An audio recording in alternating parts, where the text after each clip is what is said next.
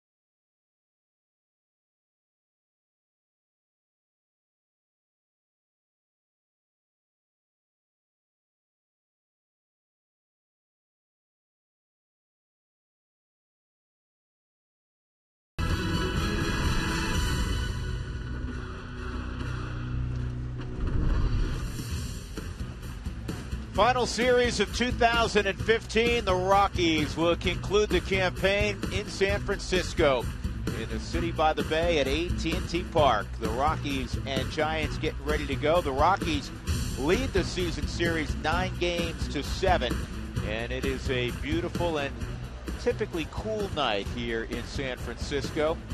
And right now you're probably wondering, what are these hugs going on? Everybody hugging up on guys. There's Walt Weiss. They gave away, there's Chris Spire, the annual Willie McCovey Award, which for the Giants a really prestigious award. And they rolled out all the previous winners. Spire was there, J.T. Snow, Buster Posey, and Matt Duffy is this year's recipient. Mike Krukow, and along with Willie McCovey, making the presentation to Matt Duffy, who's had an extraordinary rookie year. You can't overnight manufacture tradition. George, you played for the Cubs and for the Yankees. Huey, you played for the Orioles. You played for the Cubs. You guys understand tradition in this game. The Giants have it. And they showed it tonight with all the guys that they rolled out there. Dave Gervecki, what he went through to after coming back from the broken arm, and then unfortunately losing his arm, but what he meant to baseball in general. I had a couple of the younger guys, Benji Molina, who played here for a number of years. It's fun whenever you can honor somebody the way they honored their guys tonight. And players will respect that. I mean, the players in the dugout, today's player, both Rockies and Giants, respect that. That was some of my favorite times, Old Timers Day. You'd get to visit with these guys, spend time with them, and not only knowing what it was like to be a big league baseball player, but to be a San Francisco Giant. You know, Huey and I just, George, when we were unwiring, getting ready to put our headset on after doing the on-camera, we were chatting for a moment about the history of the game, and I know that's what you're referencing, and you guys are both very much into the history of the game. Willie McCovey hit well over 500 home runs. I don't have the RBIs in front of me, 15, 1700. It was a lot. A whole lot. And you think of, just for example, what a wonderful first part of the career a guy like Carlos Gonzalez has had, or Nolan Arenado. Right. And you go, how in the world do you reach those kind of numbers? You know, that's you play a long time and you're really good is how you do that. And you know, and I'm not trying to tell the Rocky organization how to do anything, but as I told Jeff before we went on the headset, I would love to see a Todd Helton Award to where it was awarded every year. And you bring people back and start that tradition maybe next year and be able to do something to honor both Todd and the player that plays to the abilities of what Todd played at, and have that say-so in who they pick. I think it'd be a great award to give. You know, just watching this unfold, I would agree with you 100%. You know, we're slowly embarking on a quarter century of Colorado Rockies baseball, and to see the crowd reaction when the Spires, and the Benji Molinas, and the J.T. Snows, and you know, some of the older guys and some of the more recent recipients came out, and then they took a big group picture. The fans just eat it up. Well, the fans don't forget you. When you played on winning teams and you were a part of this, Chris Spire, 3 Gold Gloves, 3-time All-Star, been a coach for a number of years, just retired last year from coaching. They remember who you are.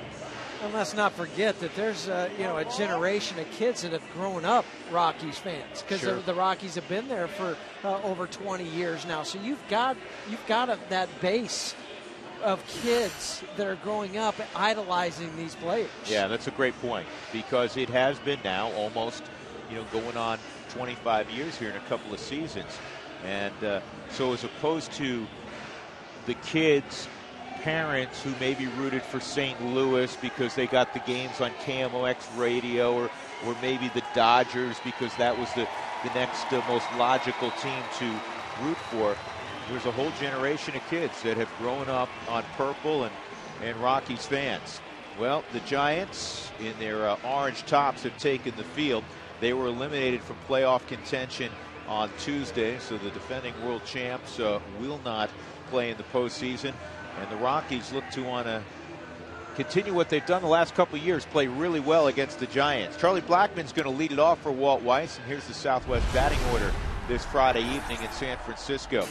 In the 2 spot again will be Jose Reyes. Cargo had yesterday off. He'll be batting third. Then Nolan Arenado, Corey Dickerson, Justin Morneau. Dustin Garneau will catch and bat 7th. Daniel Descalso at 2nd for DJ LeMahieu. More on that in a moment. DJ's just fine. Kyle Kendrick will bat 9th. On the hill, Chris Heston, who's also, like Matt Duffy, had a very impressive rookie year.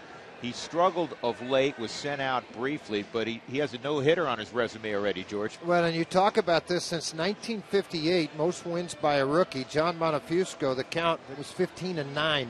He leads that. Heston's down the list, tied for 6th with his 12 wins, trying to move up that ladder a little bit more. First win in his last 10 starts was his last outing. It's been a while since he's been able to, what Drew talked about. He was 1-5 with a 488 earned run average over that. He's made some starts, 4 against the Rockies. He's 1-3 versus the Colorado Rockies. Well, when things are going well for him, Jeff, you'll see a lot of balls on the ground. Yeah, a heavy sinker, about 89, 90 miles an hour. That's about it, and another hard slider. Mac Williamson getting a start in left field. Angel Pagan, you know about him. He's in center. Jared Parker, what a game he had last week. Hit 3 home runs in a game. Duffy and Crawford. Brandon Crawford, a breakout year offensively. Kelby Tomlinson can really run. He's at 2nd. Buster's at 1st. And Trevor Brown is doing the catching. So we are ready for baseball. And another big crowd. It was the 406th consecutive sellout here at AT&T Park. In excess of 41,000.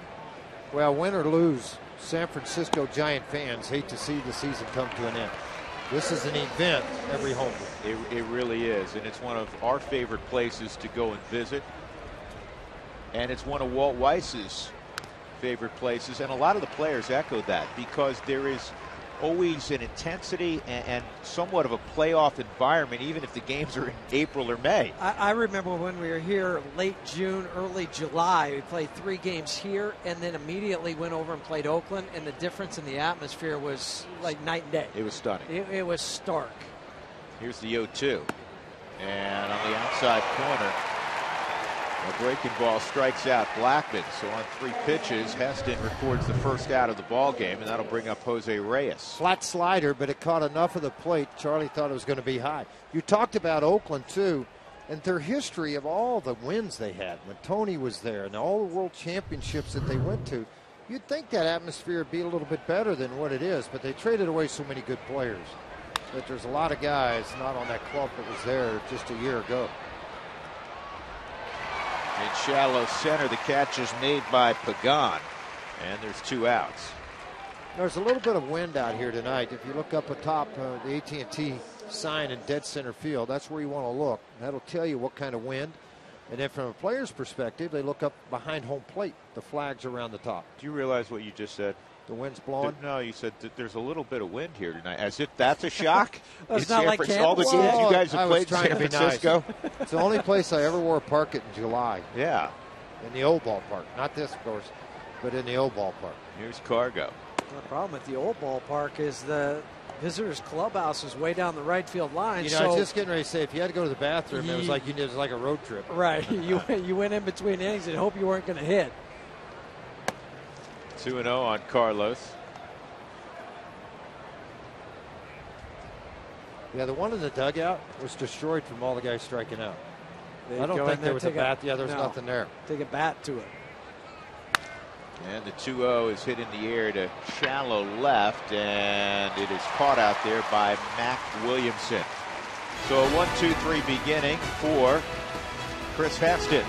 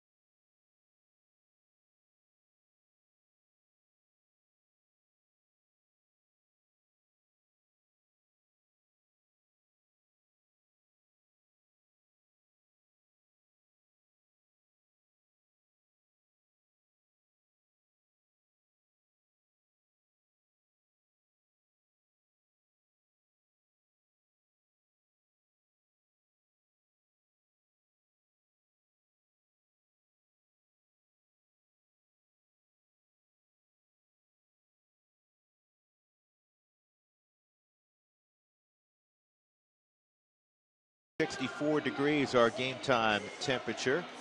Angel Pagan's going to lead things off for the Giants tonight against Kyle Kendrick. Here's the Southwest batting order for Bruce Bochy. He'll have Kelby Tomlinson batting second, then Matt Duffy at 298. He'll bat third. Buster Posey's put together another terrific year, and he's had big numbers against Kendrick in his career. Brandon Crawford, 20 home runs leading the club. Jared Parker hit 3 jacks last Saturday. Mac Williamson in left field batting 7th. Trevor Brown catching batting 8th, and then Heston. So Kyle Kendrick here in San Francisco to conclude the season, and obviously it has not been the kind of year, George, that Kyle would have envisioned. There's a lot of things. Home runs allowed, a lot, obviously, 33 of those. That's third on the list in Rockies history behind Estacio, who gave up 39 but won that year. The record isn't what he wants it to be. 8 starts since the break, 837 earned run average. Not something you want to go to arbitration with. Just numbers that you try to get a little bit better in what you're trying to do. It hadn't been the year, obviously, that Kyle wanted, what the Rockies wanted. He's 2-8 versus the National League West with a near 8 earned run average. 2 balls and a strike on Pagan. He's hit a bunch of singles this year. Not a whole lot of extra base hits from Angel. He's battled some injuries the last couple of seasons. That's inside 3-1. But what a difference it makes for the Giants when he's playing. I've always felt like, and this is probably overused, Huey, but he is the engine for the Giant offense, and it's a good offense. Well, and when he's at the top of the lineup, it's even better, not hitting second or third. It's a high fly ball, foul territory it looks like, and it's going to fall in between Arenado and Dickerson. I thought we were going to have a repeat of the tarp catch for a moment, but that wind kept it in and blew it back more towards the line. Tough play for a third baseman. You're running, trying to look over your shoulder. You see guys out of the corner of your eyes coming. Well, that was a long trek for Nolan and Corey and Jose to try to reach it. You know what that pop-up reminded me of? Spring training, first game 5 years ago. Gosh, yeah. The first pitch of spring training. So, you know, all your starters are out there at least for a couple of innings, right? Here's 3-2 to Pagan, and he swings and misses at a high fastball. Good job by Kendrick coming back. Anyhow, the pop-up in that same place, you had at the time Ian Stewart going out. You had Tulowitzki on the angle. And then you had your left fielder, a guy by the name of Carlos Gonzalez, coming, and they all collided on the first day of March. Yeah, the first batter. First batter, first pitch. You're thinking, oh, my goodness. This is all we need. Stewart had to leave the game. Yes. Fortunately, nobody was seriously hurt. A lot of cringing going on. Yeah. Kelby Tomlinson chases up high on an 89-mile-an-hour fastball. We saw this kid when the Rockies met the Giants at Coors Field. He's got some tools. He can run. That's the one tool that really jumps out at you. Well, he's swung the bat well, too, since he's been here. You look at the numbers, overall numbers. 297, 19 RBIs, but the stolen bases not very much. Getting a chance because Joe Panic has been injured.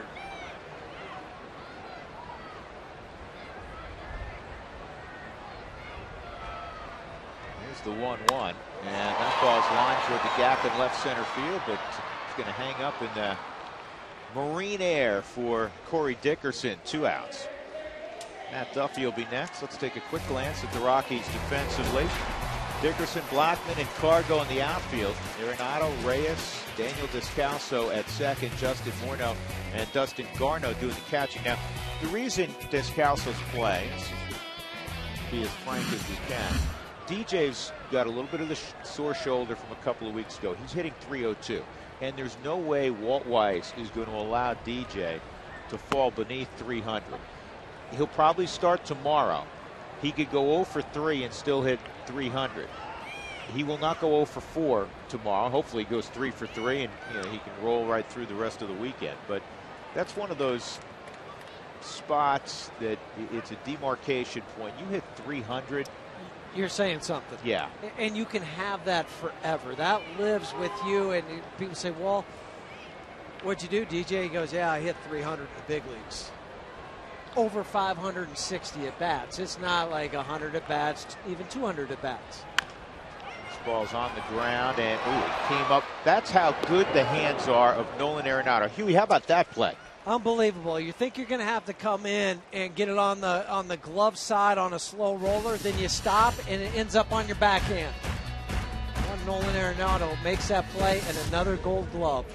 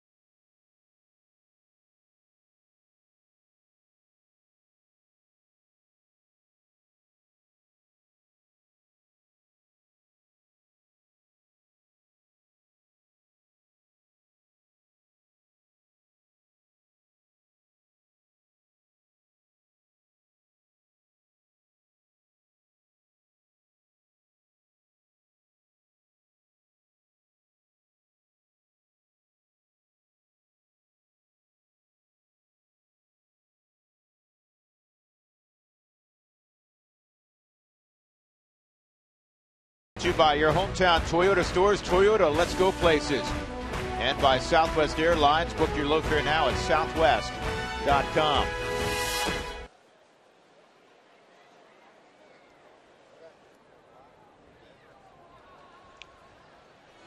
And we go to the top of the second inning. Nolan Arenado steps up against Chris Heston, and the sinker's outside, ball one. Quick first inning by everybody involved. Kendrick and Heston.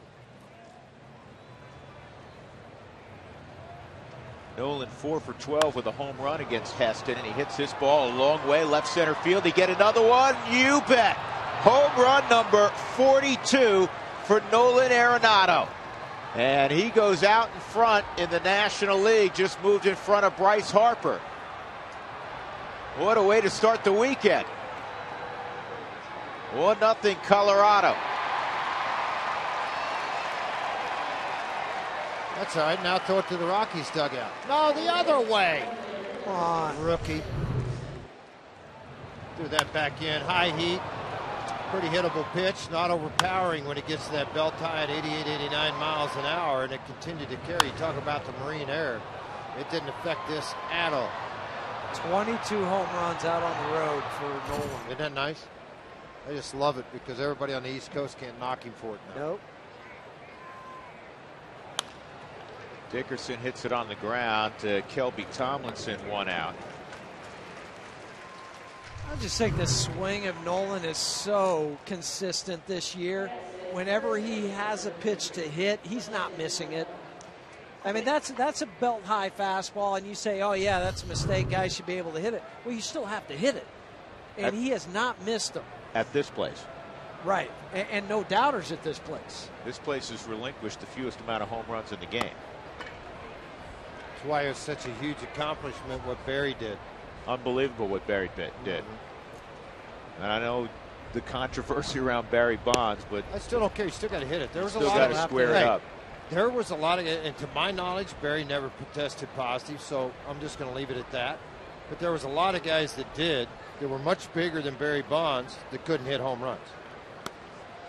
Well, the most amazing thing about him, as I know we'd all agree, is he got one pitch a night, and he didn't hit it up the middle for a base hit. How many walks did he hit? It about that year? 450. I mean, every year. I'm going to tell you something. 200, yeah. When I went down to Houston to do his 70th home run game for Fox, the first 3 innings, he's got nothing. They bring in this Latin kid out of the bullpen throwing 190 miles an hour left-handed. Second pitch, he hits it a country mile up in the right field bleachers for his 70th home run. I was speechless. I was going, how have you never seen this guy before? I mean, we're September. You're talking about some 20-year-old guy firing bullets, and he takes it in the upper deck. Amazing. 2 outs. Here's Dustin Garneau.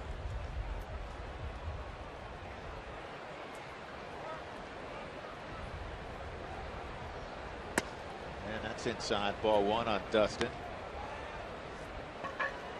Just a couple of at-bats in the Arizona series, 0 for 2.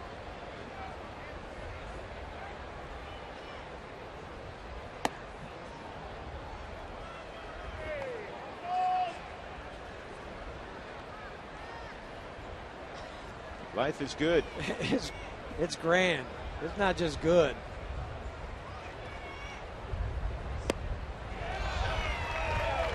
Yeah, he made that play. I'm still marveling at the play he made defensively, Huey, because, again, as an infielder, you describe it obviously better than I would.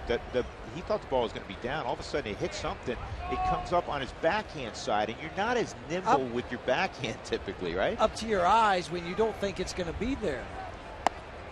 And he comes in and he hits one 420. Yeah, that's what you do, right? You make how many times we say it? You make a great play on defense and you lead off the next inning. And hit a bomb.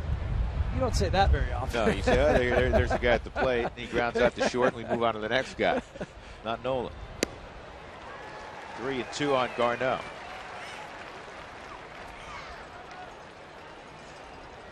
Here's Descalso hoping for an opportunity here in the second.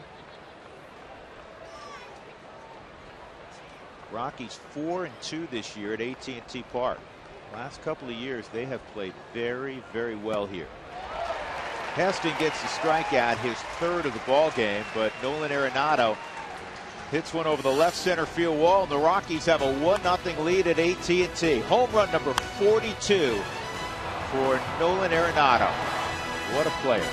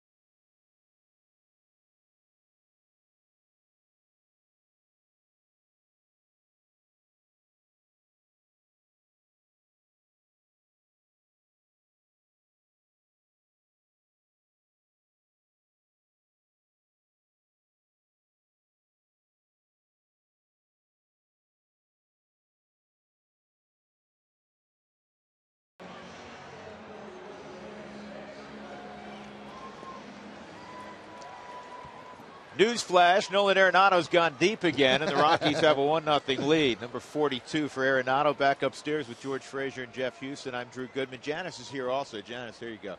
There's Janice. Yeah, Janice always wants to say hello to her sister. There we go. Dougie, anybody else? Anybody else want to come on air with us? Dougie, we'll get you on Dougie's on all the time. A little bit later on.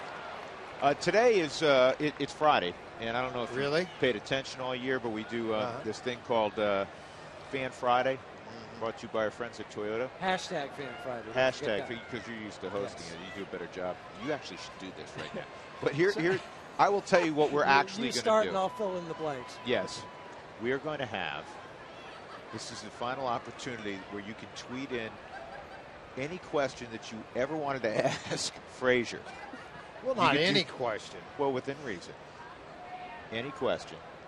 And George is going to answer it tonight for you. So we're going to have a little bit of fun. Fan Friday. Yeah, I'll answer it. Questions for Georgie. Spilly asked me the one. I'll eliminate that. What was the one teammate that irritated you the most? And he didn't even get it out. And I said Frank Viola. So you're letting it all hang out here in your final weekend on the year, aren't you? What the heck? You want me to lie? No, I would not expect that from you. Descalso's got it, and Buster Posey is retired. That's a Toyota Talk, #Fan Friday. Jeff, you're not going to answer that question because you're not retiring. No, it doesn't matter. The one guy that I looked at. That irritated you the most? Cal Ripken. No, I'd have to probably say Rafael Palmeiro. Okay. I'm going to just go with that one. That didn't surprise me. Yeah. Because I've known you a long time. So there you go. There's my one answer for Fan Friday. But the rest of us, Frankie used to carry a calculator in his pocket and figure his ERA in between innings. So Bert and I kept trying to figure out where he was going. He's going back in the bat rack in the Metrodome. So we went back to go bat and shattered it in between innings. We didn't know if he was going to be able to go out for the fourth. I mean, he was back there just having a panic attack because he couldn't figure his ERA. Isn't there a rule against throwing an ex-teammate under the bus? Who? Me and Bert? Either one of you guys. We didn't say why they irritated. They can come to Oklahoma and see me. I don't care. Come on. Better have a passport.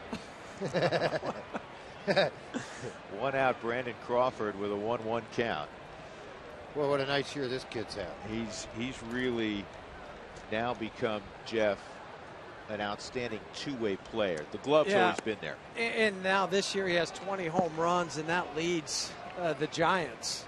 Buster Posey has 19, but still 20 home runs for Brandon Crawford. And his average is higher than what it's been. Last year he didn't have trouble with the lefties. The righties were giving him fits. Let me ask you this question. You're sitting in the evaluation room in development. All the minor league guys and the big league guys are all in there. 4 years ago, if they would have said, Jeff, you think this guy's ever going to hit 15 home runs? You think this guy's ever going to play short like we think he can? You're probably going to say no. No. I would have probably maybe have said I think he could do it defensively. I don't think I would have projected these numbers offensively. That's fouled off. Well, I had a conversation earlier this year with Hensley Mullins, who all of us respect. Bam Bam had a really nice career, and he's been a good hitting coach.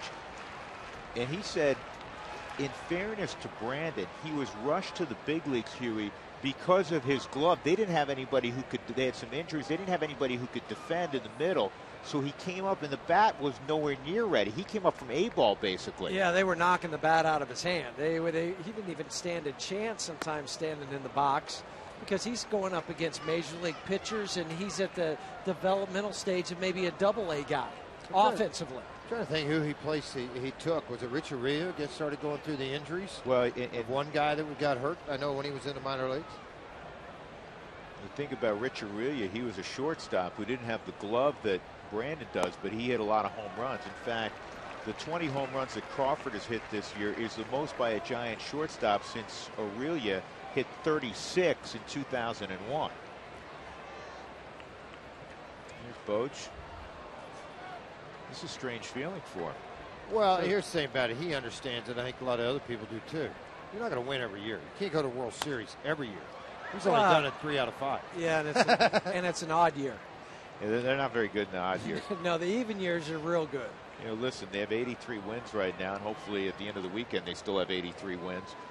But they're going to finish above 500, and in a quote-unquote off year, they were in it to the final week when they were eliminated on Tuesday, and they gave the Dodgers a scare because the Dodgers, after the Rockies swept them last week, they lose Monday here. All of a sudden to Greinke. So all of a sudden, if Kershaw loses, they would have some issues.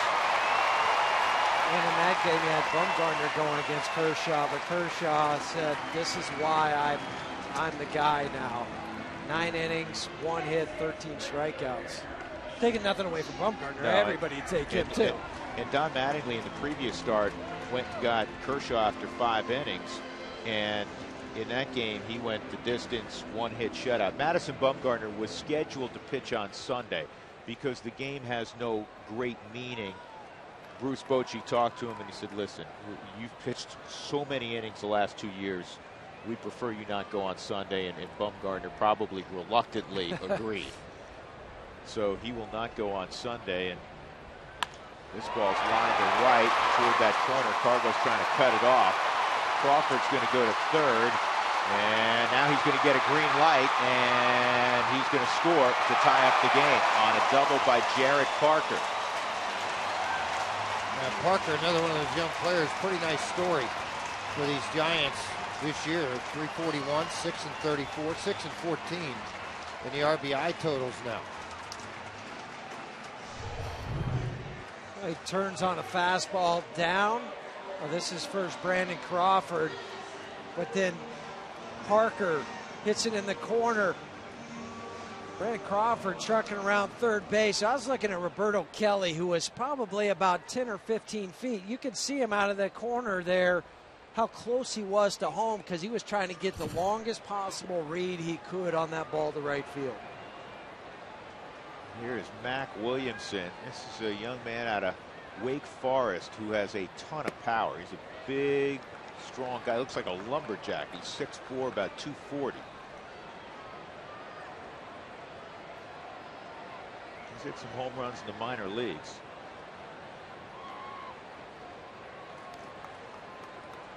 One out, a run in. Parker at second.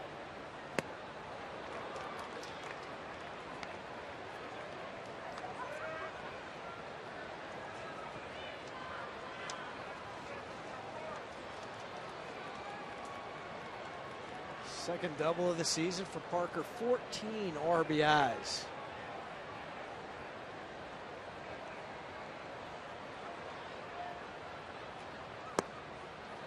Stayed off the slider, and it's 2-1. We have our first question of the night on this Fan Friday. Hashtag Toyota Talk. From Connor. George, what's the best defensive play you've ever seen?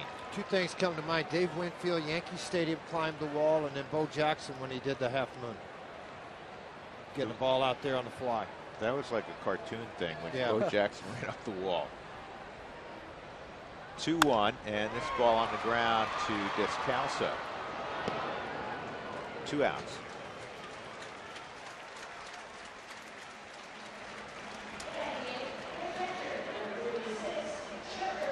That'll bring up the catcher, Trevor Brown.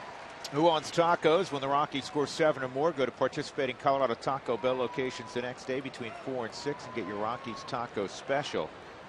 Liv Moss at Taco Bell.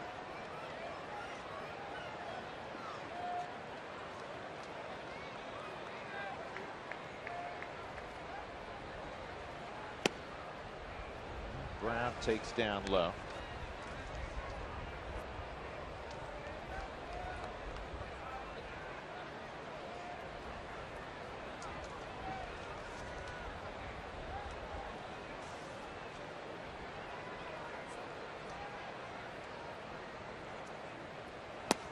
Good slider. That's some depth to it.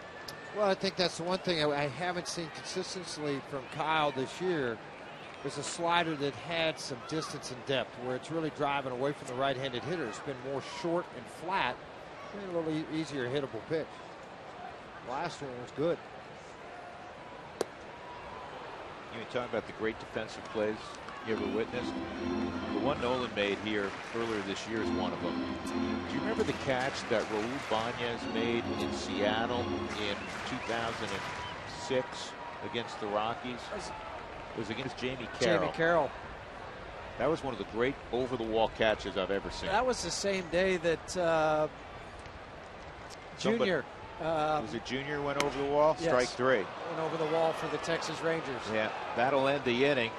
A run on a couple of hits. Crawford singled. Parker brought him home with a double. We're tied at 1 as we go to the third.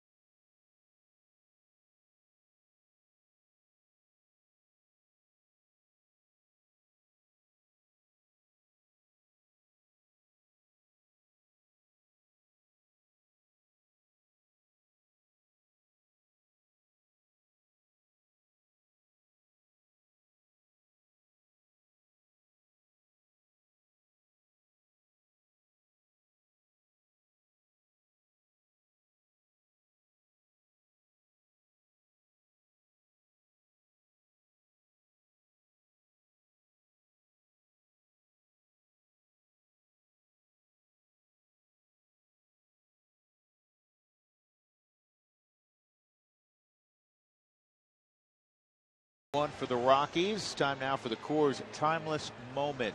October 2nd, 1978, in an American League East one-game playoff at Fenway. Bucky Dent, the unlikely hero, hitting a 3-run 7th-inning home run over the monster to help the Yankees defeat the Red Sox 5-4, and the Yankees in '78 would go on to win the World Series. And Bucky Dent, a hero, will never ever, and has never, had to buy a drink in the Big Apple since. He lives down in Florida coaching his daughters in softball now. I've been managing for a number of years in the big league, or in the minor leagues, and then in the big leagues. Then when he got fired, he was a coach for a while in Texas, and then he went. Now he's coaching his daughter's softball team. Saw him in Denver about a year ago. How far did he choke up on the bat? I'm not sure. Maybe Omar Moreno might be the other guy that. Those two guys choked up as high as anybody. The biggest I ever saw was Felix Millan. Felix Millan basically had his hands up by the label. I don't know how he didn't hit himself in the stomach every time he swung. just in case he wanted to use both ends. Well, you guys weren't born, but I played with Freddie Campanis. You know, the little guy. What was the guy? Played for Oakland, middle infielder.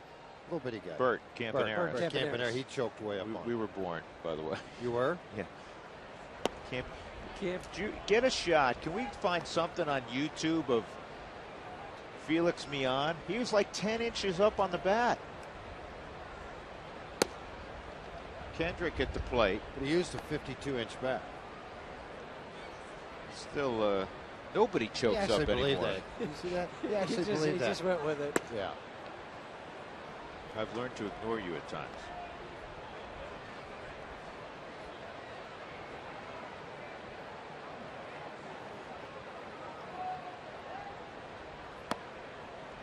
Kendrick on a 3-0 pitch takes a strike.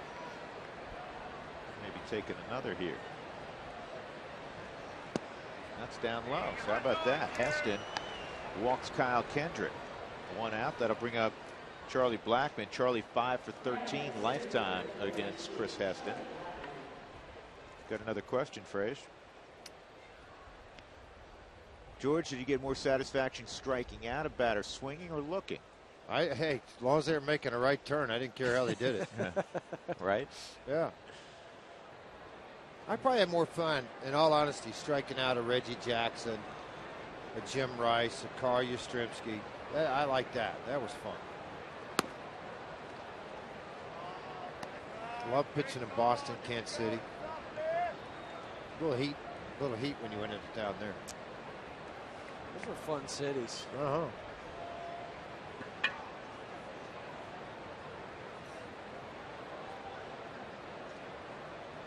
Heck, all the cities are fun in the big leagues. Yeah, there's not a bad one. Well, when I flew away from Cleveland, it sure was nice looking out the window. But you played the Mistake by the Lake. Yeah, that's what that This matters. ball's really well struck, but Pagan is going to have a play. Johnson hit that on the nose. 2 outs, and Jose Reyes, who also hit the ball in the air to Pagan, will come up. See, Drew's spoiled. He never had to broadcast in Oak County Stadium. Mistake by the Lake in the old ballpark. No, I was at County Stadium. Were you? Yeah. But those were bad. You think Wrigley Field's bad? I did miss the Mistake by the Lake. I love Wrigley Field. Love Wrigley Field. Well, I love the field, the broadcast booth I'm talking about. And that's stage 5. Remember I told you phase 5? There's 5 phases to their renovation that's going to run, what, $600-700 million? Right. Yes. The 5th phase is the press box, so we got some time. George, you'll be you'll really be on a deer stand. Yeah, you all do. Maybe George will come visit us. Maybe, yeah. He'll come up to Chicago. Old Cubs night for you and I know you'll come to St. Louis. It's St. Louis, maybe.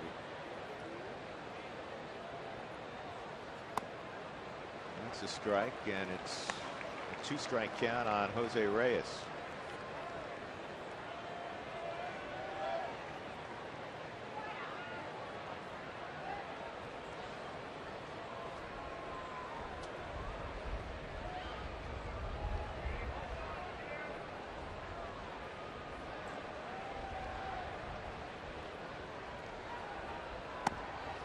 One and 2.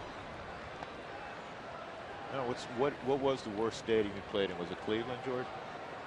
The big leagues? Yeah. Probably, because it was built on a landfill. How about for you, Jeff? I would say the same.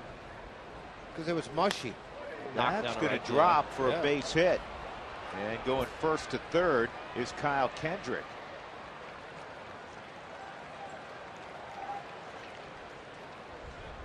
And that will allow Cargo to hit with some traffic here at 2 outs in a 1-1 ball game.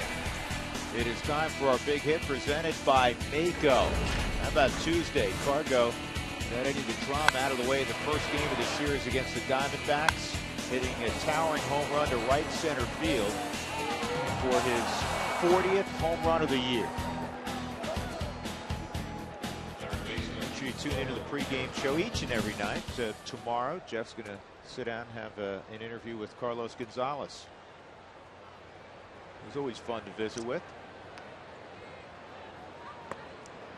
It just hasn't changed all year, even when things were bad for him, when he's hitting 150, 160, 4 home runs going into June. And now he has 40. He was the same Carlos Gonzalez. He's always been consistent. And I think that's the key for any player to have success at the major league level. You can't ride that roller coaster. But just to give you a little snippet of what he said, the number he's most proud of, you would think it'd be the 40 home runs.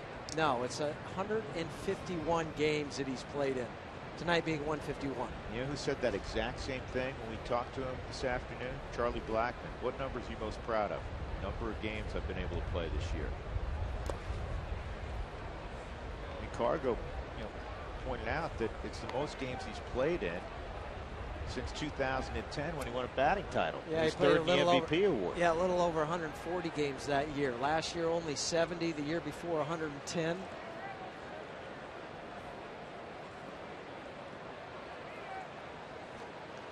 One on Carlos.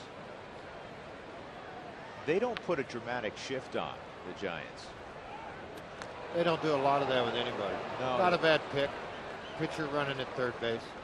How often do you see that? You don't, but I still had flashbacks of the old third to first fake. I've been taking me back a few years to the playing days. I thought he was just going to come up and then wheel around. I forgot that that rule is no longer in place. But this isn't a bad play when you have a pitcher over at third base. Maybe he falls asleep, but Kyle didn't. Runner going, and they're going to let him take the bag. So Reyes on a belly flop slide steals second, and now they're 2 out there for Cargo, and he's got a 2-1 count. Quietly, 24 stolen base at the major league level this year, American League, National League combined. Good for Jose Reyes.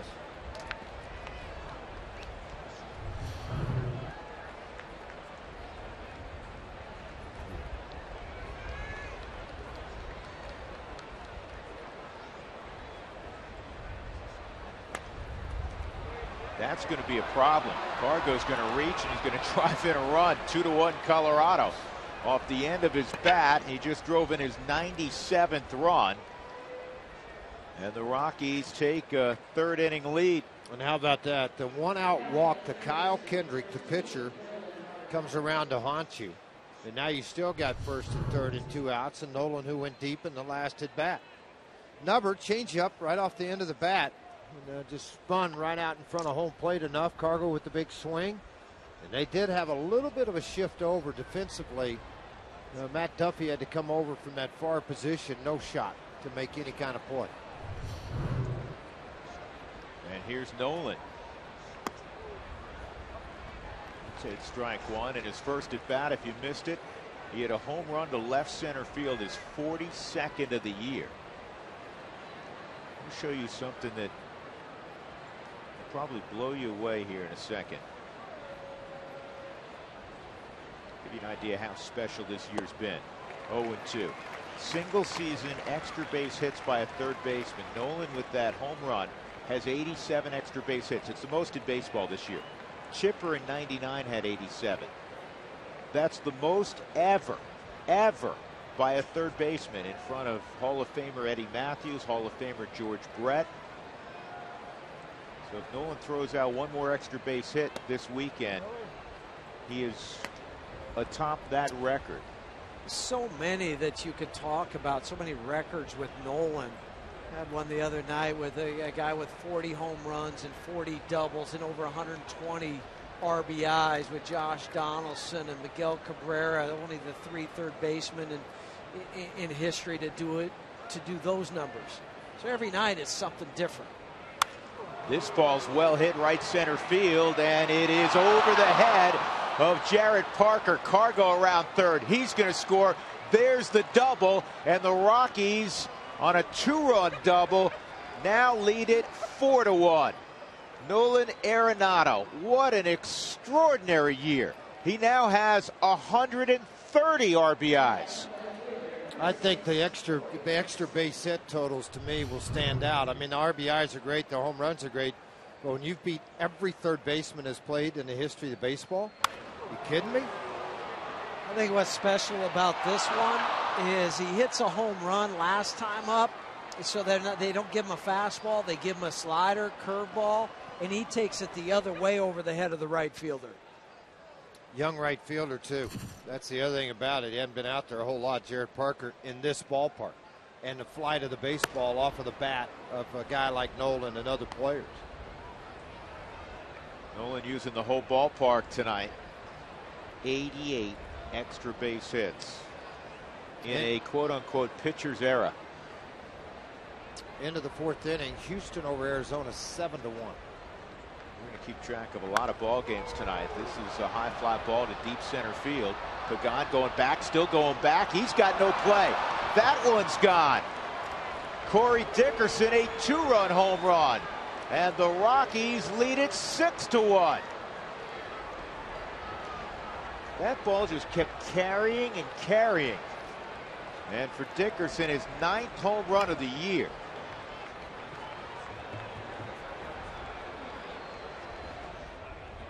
It's going to get a visit from Dave Righetti to the mound as there's high fives in this dugout. And you wonder why this ball carries, and we'll show you shortly with all the wind here at the ballpark tonight, and it's more in dead center field. And with the flight of this baseball well above the third deck here in the ballpark, Jeff, I thought that made the ball carry. Agreed, because Angel Pagan now is looking back at those flags, kind of looking and saying, did that ball continue to carry because of those? Yeah, it did. I mean, it got up, it was hit high, but the wind caught it and just helped jet it out to center field over the 399 sign in dead center field.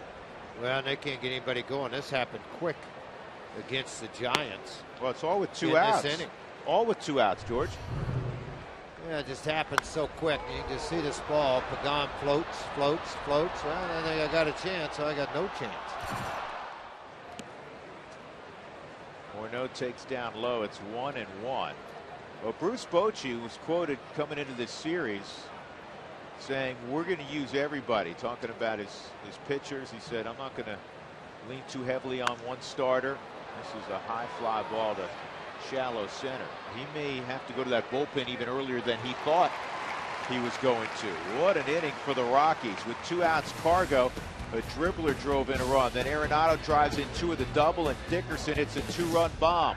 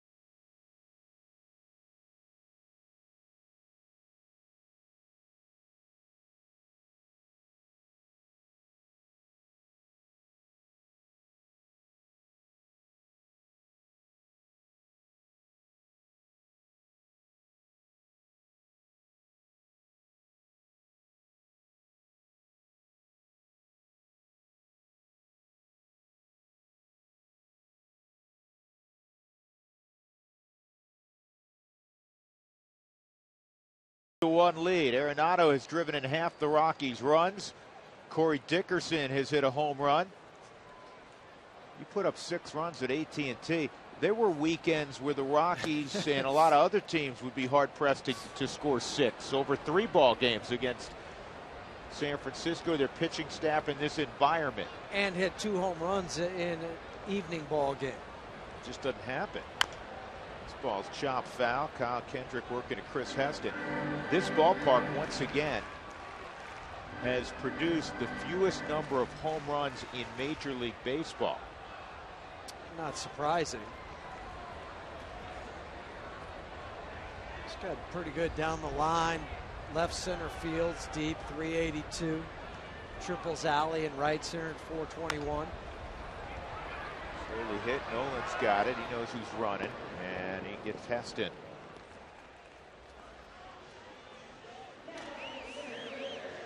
So AT&T Park's allowed 104. Turner Field, second fewest, 109. Marlins Park, it's down there, especially with Stanton out. Busch Stadium, PNC Park, all National League ballparks. And in the case of St. Louis's stadium, Pittsburgh Stadium, you have really good pitching staff. The Marlins can pitch. Now they have Jose Fernandez back, and traditionally the Giants pitch really well. All 3 of those teams, the ones you mentioned, St. Louis, Pittsburgh, and San Francisco, they're the top 3 in lowest ERA at home ERA. There you go. Angel Pagan with a 1-strike count. He struck out swinging on a high fastball. And this is an easy play for Justin Morneau. 2 outs. Well, now you go back and look at, I always like to counter things. Which field gives up the most home runs? Yankee Stadium, short porch and right, Camden Yards, the ball flies. And then the Rogers Center, a little surprising to me, then Coors Field. Of course, got a lot of home run hitters in Toronto this year. Well, year in and year out. Minute Maid, same thing. But in Toronto every year, they've got guys hit a lot of home runs. They have, you're right, George, they got that big lineup, but they're up there every year in home runs relinquished. It's a good park to hit in, Rogers Center. Good backdrop. When the roof's closed, a controlled environment. You don't have any wind, any elements to deal with.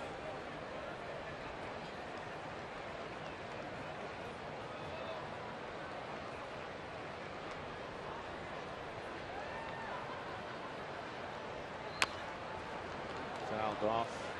Other games that we're going to keep track of tonight. The Pirates and Reds are in the 11th inning, tied at 4. Really the big 3 games. Texas Angels, Houston, Arizona, and the Twins. Twins are 1 back. Just like the Angels are 1 back of Houston and trying to get into the wild card. And the Dodgers are leading the Padres 5-0 in the 4th. That's big because the Dodgers and the Mets came in a dead heat for home field advantage. Now, if they finish with the same record, the Mets win the tiebreaker because they had the better record head-to-head. The Mets, like so many teams back east, got rained out with the storm back there, but that's important as well. Double headers, crazy. On the last 3 days of a season, you got double headers, and you're a team in contention, and you're a team going to the playoffs. You know how much you burn up in your pitching staff? Yeah, not what you want. It's just what Drew's talking about, the Cardinals, Pirates, Cubs. You see these numbers, the playoff picture in the National League.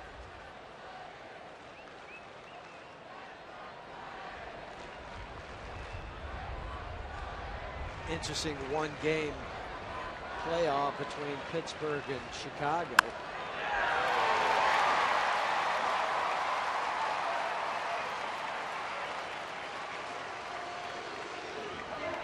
There'll be Tomlinson, a 2-out single, and that'll bring up Matt Duffy. Another question for Georgie on our Fan Friday. Hashtag Fan Friday. Well, Todd Helton for me. Nolan and Cargo still got to play it out. But best offensive player, best defensive player in the history is Todd Helton. So longevity, 19 years. The Rockies have been fortunate. They've had some good ones. Larry Walker. What was he there, 5 or 6 years, 7 years? Well, he came in 95.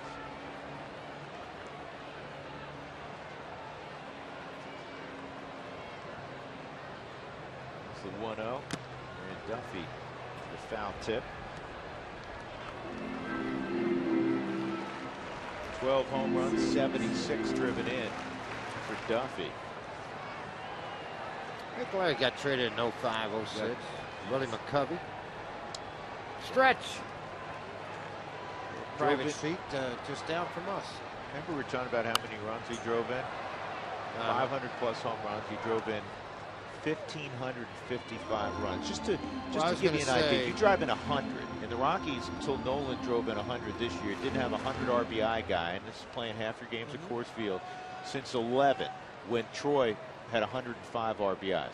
McCovey had 521 jacks, 1,555 RBIs. That's 15 years of 100 RBIs. And that's why he went in the Hall of Fame in 1986 for those numbers. Down the line, foul. And you have a cove named after you and a statue outside the ballpark. Yeah, well, when you put up those numbers, you get things like that. Larry Walker played parts of 10 years with the Rockies. Hey, Jeff, make sure you stop by one of the dugout stores. They've got all the season-end sales going on right now. 303-832-TEAM for your location. Or you can go to ColoradoRockies.com/dugout stores. Make sure I do that.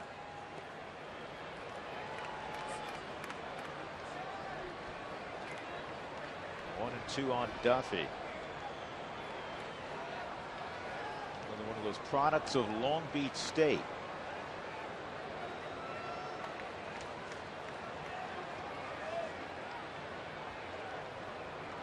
Where he ranks among rookies is just off the charts in every category, either first or second average runs, hits, RBIs, total bases, extra base hits. This is popped up shallow right. Cargo's coming on, and Cargo makes the catch, puts the inning down. Tomlinson left at first. Rockies 6, Giants 1. We're off to the 4th at AT&T.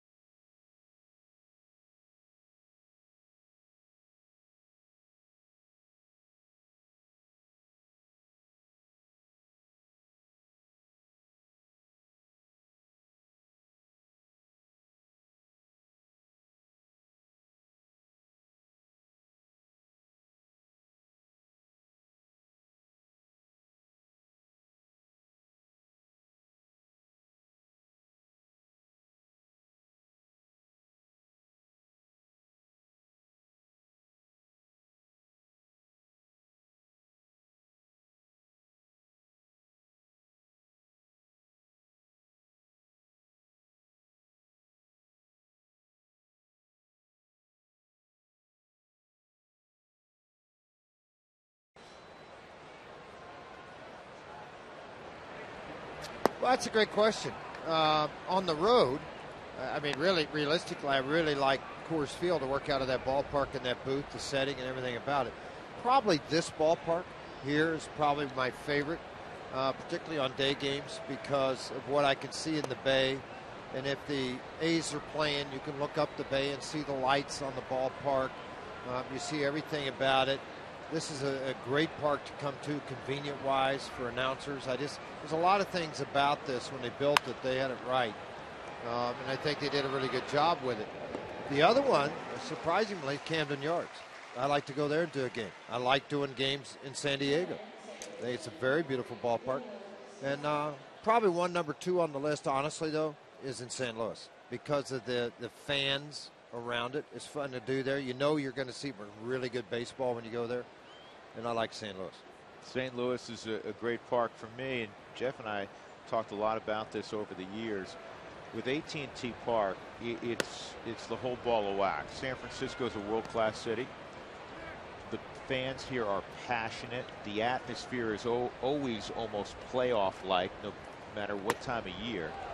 And, of course, this ballpark sitting right here on the bay and how picturesque it is and the views beyond the ballpark. It is a special, special place. And we get to see Janice. And that's right at the top like of the the cherry on top, right? on the top of the Ghirardelli chocolate. Right. I mean, that's my favorite. Let's be honest. Of which you and Ken Miller, our executive producer, and Mike Shano, our production manager, polished off. You almost put him out of business last night. We tried. Well, we were working hard and arriving in the middle of the night. Well, that's not my fault. That's just the way the schedule's set up. That's pretty good play by Tomlinson. He throws out Daniel Descalso. No, but I would agree. This is the place as a visitor because we're right behind home plate, not very high. You can see the flight of the baseball. I mean, Pittsburgh has a great view out to the city behind it, but we're calling the game from so high up that sometimes you lose perspective of the baseball. Yeah, beautiful ballpark, beautiful views, but again, selfishly from our standpoint, it right, is too and high. that's the stuff we look at when we're talking about ballparks. Yep. Kyle Kendrick enjoying a 6-1 lead. He walked to kind of precipitate that rally last inning with 1 out. Charlie Blackmon lined out, but then Reyes singled. Cargo singled in a run. Nolan a 2-run double. And then the 2-run home run to dead center by Corey Dickerson. It's so strange to look up there. That's a strike. And see a 5 spot on the board. You don't see crooked numbers on the scoreboard very frequently here. Might be a 2. Not a 5. That's a crooked. How many times have we sat here, all of us, and said, boy, three could be a winning number a lot at AT&T Park. 4 is a big number. Right. What I like I'm seeing out of Kyle Kendrick tonight, though, is he's gone out to the mound. He gave it the 1 in the 2nd inning. But he went down and had a really good put-down inning with 1, 2, and 3 coming up. And I think that gave him some momentum. He's up 6-1. He knows all he has to do is make pitches, stay down in the zone. He'll have a pretty good chance of winning this ball game. And you know what? And it's the last start on a miserable year. Yeah. I mean, whether he wants to admit it or not, I know he was hurt. But a year that he would rather it be 13-5 versus the other, or whatever it may be. And I just think it's, to go out and finish strong against the former world champions, it makes you have a little better feeling going into the offseason. Yeah, no question. I mean, you can't turn around what's transpired for the last 6 months, but for him individually, you want to. You'd love to. It doesn't work that way, but to finish strong would be, as you said, a much better way to go into the offseason. Another 3-2 on Kyle. Huh?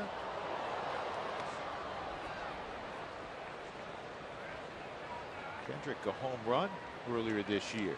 San Diego, another hit pitcher's park against Ian Kennedy.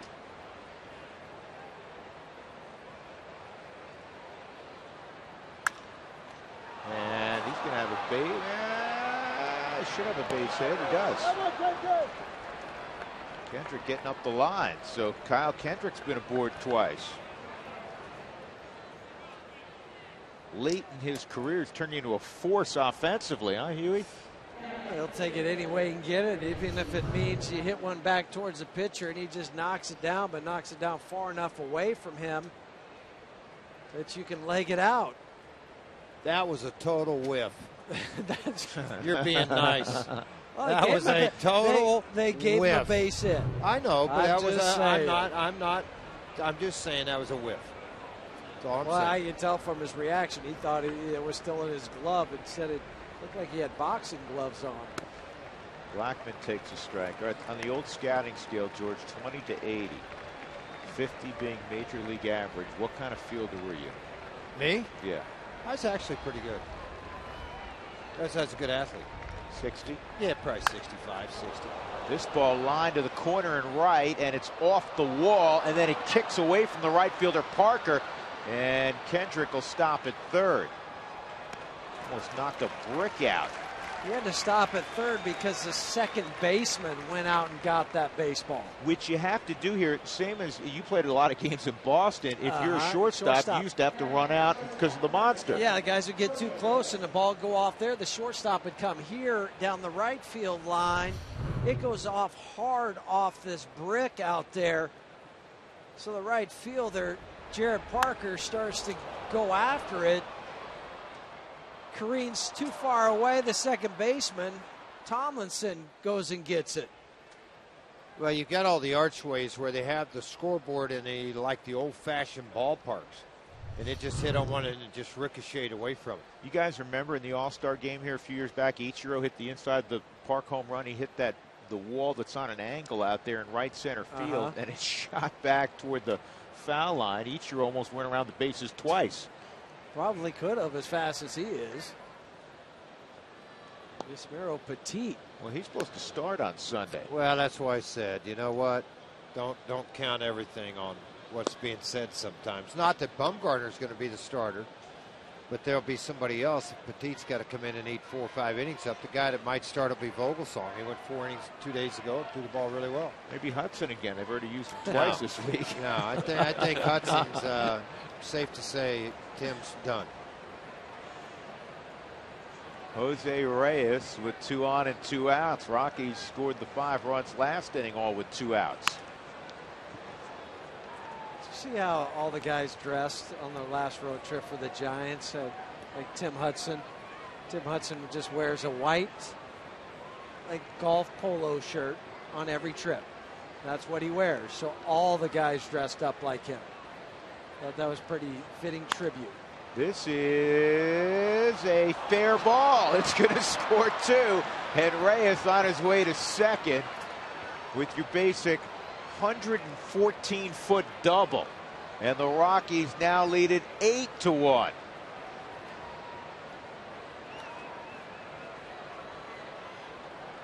He's waiting on Bochy to see if he's going to say uncle. He said uncle. Yeah, he's got to go get Chris Heston. It's a pretty nice cue shot off the end of the bat and then brings up some chalk right on the line with 2 more runs charged to Chris Heston. All with 2 outs again. Rockies up 8-1 in the 4th. Back in a moment.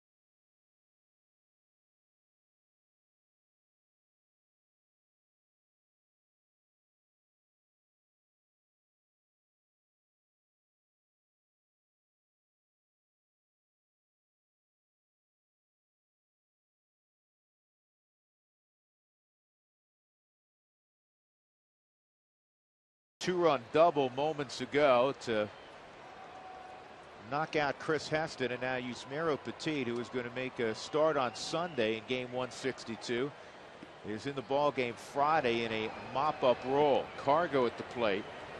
He had a little squiver that drove in a run in the third inning. His 97th RBI.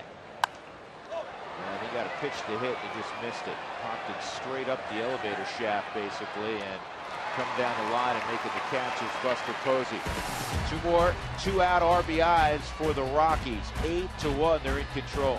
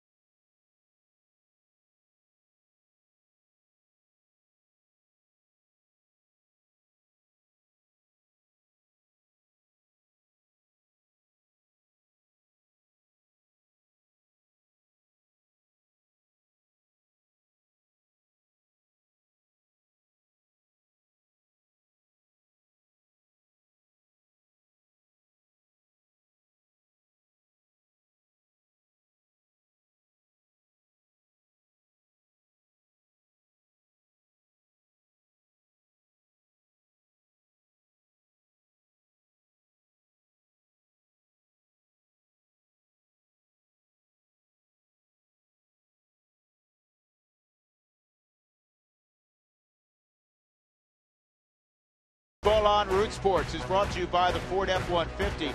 It's not just a truck, it's the future of tough. By Southwest Airlines, book your low fare now at southwest.com. And by CenturyLink, your link to what's next.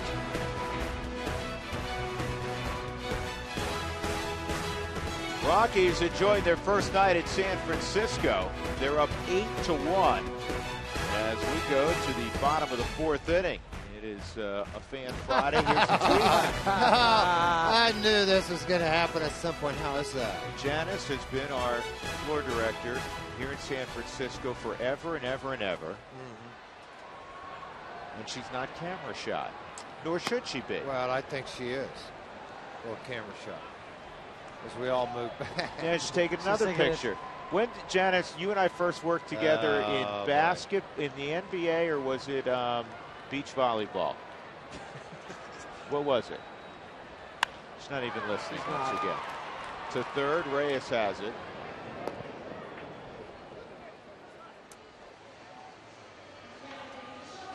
What are you taking now, Janice? Another selfie? She's taking another selfie. Yeah, she's pretty good at all this. Yeah. She did well. Yeah. You know how long I've known Janice? I'd hear it. Pardon me? Ooh. That's a long That's time. a long time. What was that picture you showed me yesterday? Somebody found on Twitter? I don't know. Somebody tweeted that out. I looked like I was 12. I don't know what it was, but you had a lot of hair. Oh, yeah. I owned a brush and a comb back then. Brandon Crawford at the plate. He singled and scored the only run for the Giants in the second.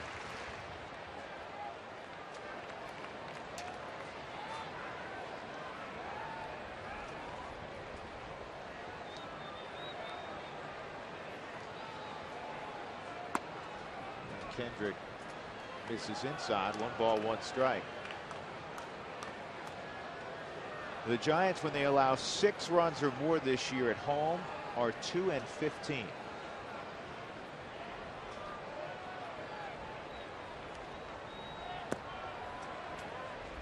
on the 8 earned runs that Chris Heston gave up tonight. That's a career high for him. I know he's got a young career, but that's a pretty high mark. You know, and that's, we're talking about Kyle going into the offseason, trying to go in on a positive note. Obviously, the last thing you want to do is go in having allowed 8 runs. This ball hit well, but Blackman out there in extreme left center field makes the catch. 2 outs. The day after every Rockies victory, get 50% off your online order at Papa John's. The promo code is ROCKSWIN at papajohns.com. Jared Parker, an RBI double.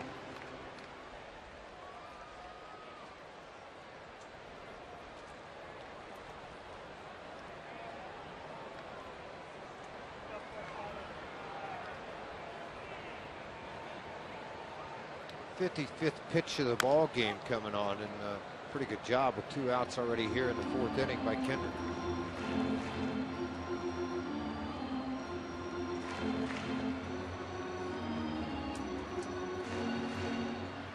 It's amazing how many people show up in this ballpark.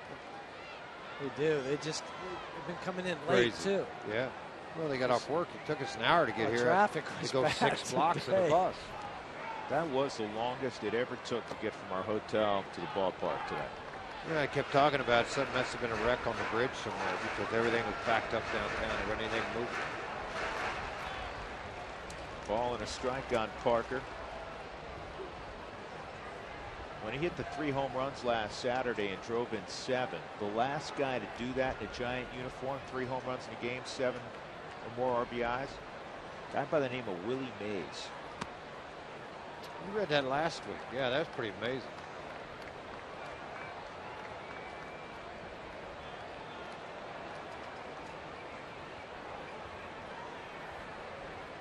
Before you can go to a party in the offseason and say, Willie and I. Hey, I tell you what, I got a little trivia question for you, Drew. You and Huey. Huey, I'm going to put the note over here so you can cheat. Thank you. Name all 8 players still on the roster that played in all 3 World Series with the Giants in the championships. Javi Lopez, Jeremy Affeldt. Jeremy announced his retirement yesterday at the end of the weekend. Okay, you got 2. Buster Posey. 3. Brandon Belt. No, you're out. You just got eliminated. You can tell me that. No, you're out. It's like Family Feud. You get 3. Go ahead. Sergio Romo. He cheated. What? Because he's looking at the list. Well, we got to get it out there because we're going to commercial break. Madison Bumgarner, Tim Lincecum, Matt Cain. You could have teased him for the next half inning. You started it. I had to finish it. Again. It's an odd year. They're good in the even years. Rockies up 8-1.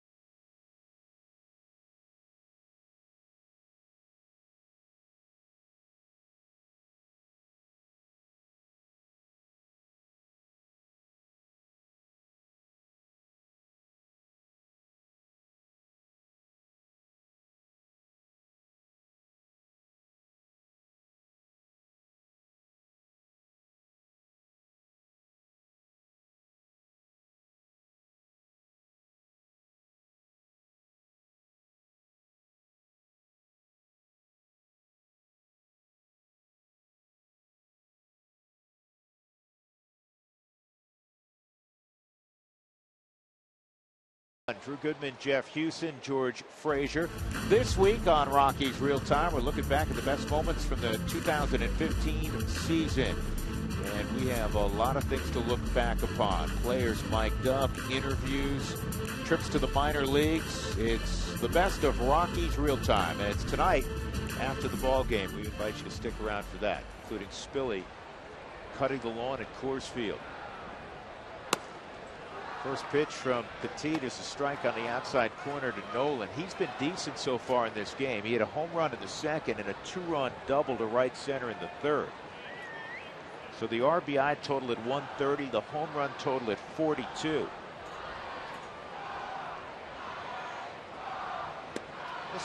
This guy's really hard to hit too because of the big motion. You go look at Nolan's couple of hits here.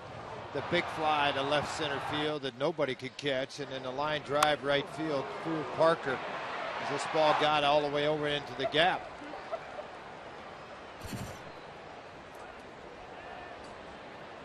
Two strikes on Nolan. And he chased that slider. As he walks off, let me give you another note on Nolan Arenado. He's hit 10 home runs now against the Giants this year. 10 home runs against the Giants, and 6 have come in this ballpark. It's the most home runs by a Rocky against any opponent in a single season ever. Think about that. It's also the most home runs against a single opponent this year in baseball. Arenado with 10. Jay Bruce, 8 home runs against Milwaukee this year for Cincinnati. Dickerson, who has a home run earlier, takes ball 1. Paul Goldschmidt has 8 home runs against the Dodgers. Bryce Harper 8 against the Phillies this year. A-Rod hit 8 against Tampa this year. The all-time record, Lou Gehrig hit 14 against Cleveland back in 1936. It is Friday night. Who knows, right? Can continue to grow. I'm sure this is a season for Nolan, and in some regards, he doesn't want it to end. Well, he acts like he doesn't want it to end. I mean, he has a bounce in his step like it's April the 2nd, not October the 2nd. Why would you want it to end?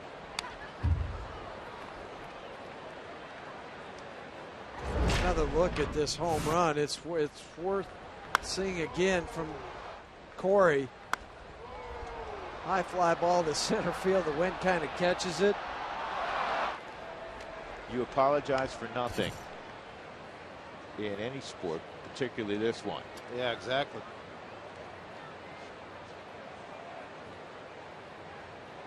One and 2 on Dickerson.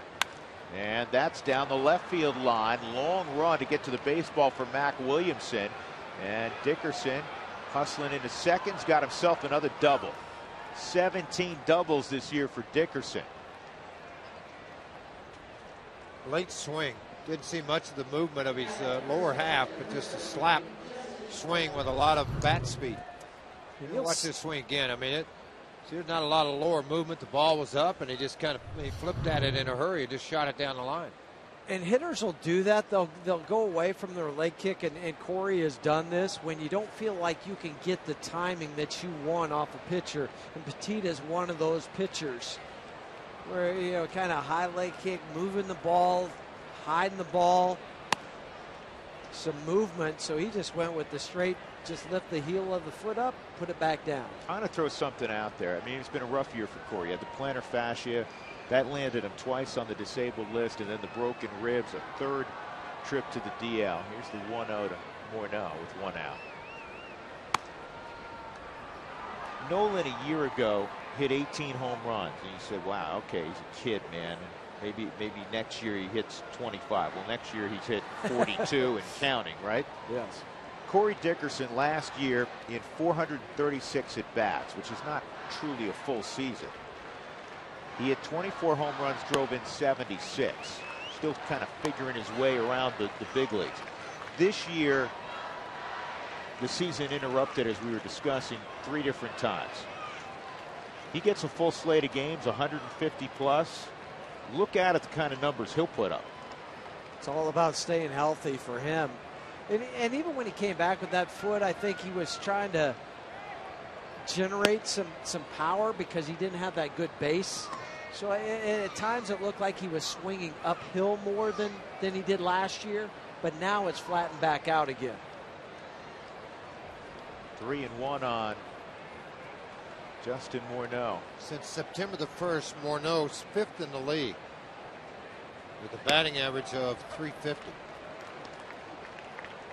We talked a lot about it the last week. He's proven to himself and to the Rockies and all of baseball that he's still got plenty left in the tank, and he's got to stay healthy for Justin.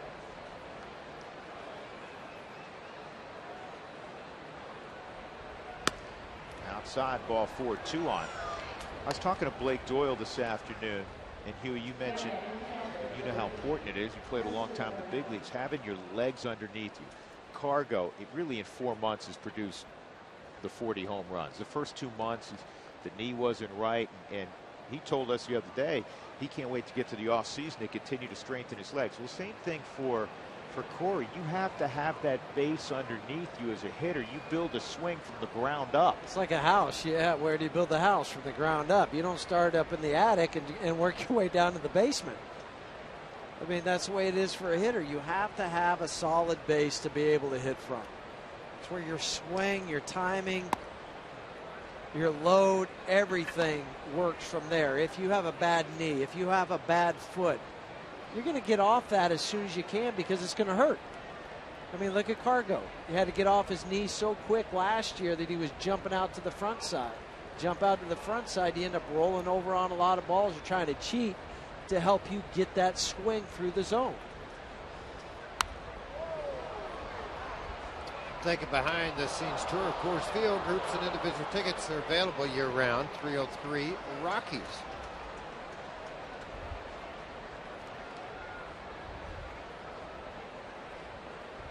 Maybe that's what I'll do next year. I'll come back and give tours around Coors Field. I was just going to suggest that. You'd be really entertaining. Pretty much. Can you take the golf cart? I've got one of those little scooters at home. I'll ride that around. Check swing roller by Garneau. Kind of works as a bunt. Second and third for Daniel Descalso. With Kendrick on deck. It's one of those gray areas. It's already a 7-run game. I think if it's tighter, you probably automatically walk Descalso here. Well, I think sometimes, regardless of the score, you protect your pitcher too. If you can walk him with Petit, you're comfortable facing Kyle Kendrick, get him out, then you go ahead and walk the guy. I don't care where you are in the game or what the score is.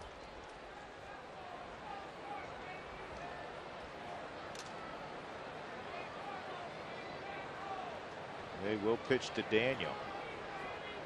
Descalso this year against the Giants, 2 for 19. Switch it up right here. Check another tweet. Oh, the Descalso family's here. Of course, they are from this part of the country. Descalso went to Cal Davis, lives out here.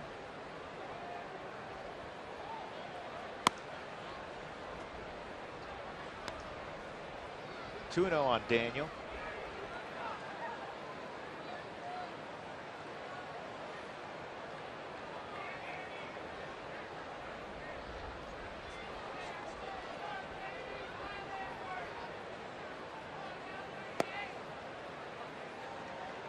And a strike, 2-1.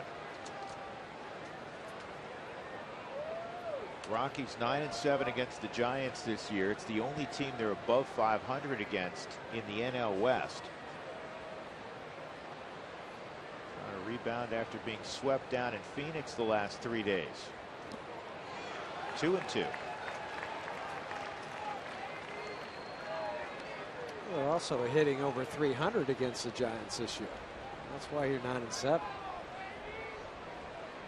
A lot of close games between these two clubs the last 2 years.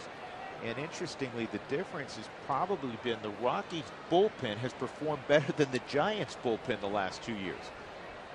2-2. And this kicks away. Coming down the line, Dickerson. He'll score standing up. Morneau to third, and it's 9-1. When was the last time you remember the Rockies having a laugher here at AT&T? I don't I'm trying to think back. If it's early 2000s, there was a game they scored 14 runs. But, I mean, I'm talking a long time ago. Yeah, this ball bounced well out in front. A petite slider that he likes to get left-handers to chase off the back foot.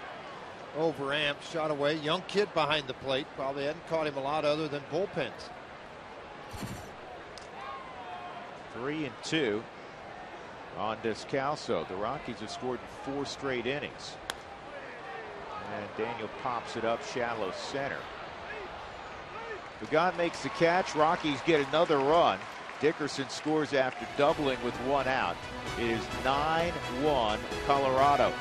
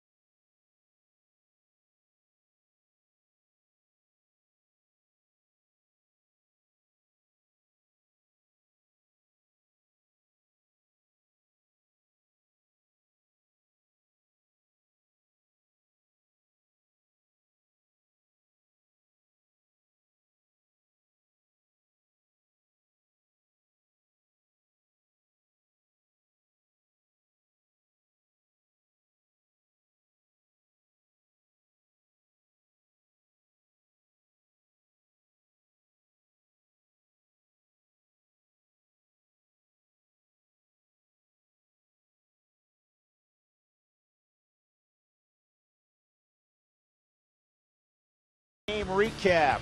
It has been all Rockies. It has been all Nolan Arenado. Another night at the ballpark. Another night to brag on number 28. He's hit his 42nd home run. He has a 2-run double. He has 130 ribbies. He leads the National League in both of those departments. Corey Dickerson's thrown out a 2-run home run. And Kyle Kendrick has thrown a nice ball game on the other side of things. 9-1 Rockies as they've out-hit the Giants tonight at AT&T 9-3. It is a Fan Friday. And we're asking George Frazier questions all night.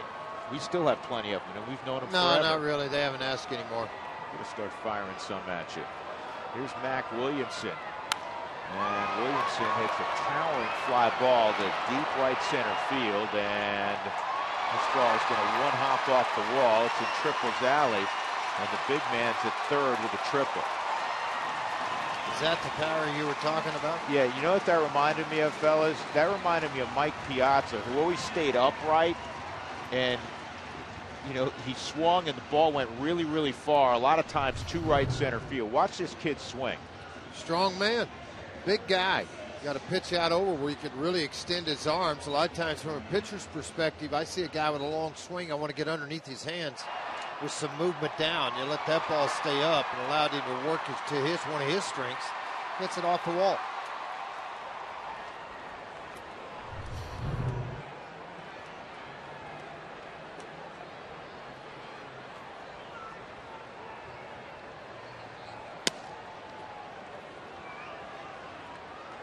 Cody Hall's going down, and they're going to go to their bench.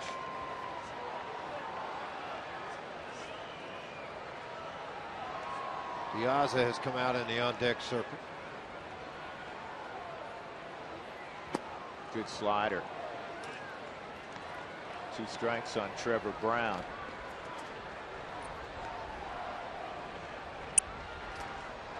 Warming up is Cody Hall. Seen a couple swings from Brown. Throw him another slider. Garneau going to the outside corner.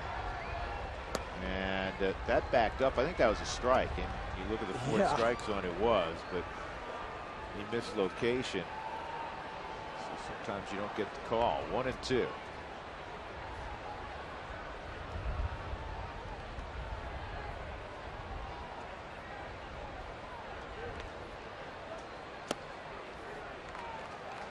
Struck him out in that same fashion on a 1-2 pitch in his previous at bat after a couple of good sliders. He painted the outside corner with a fastball. He missed with that one.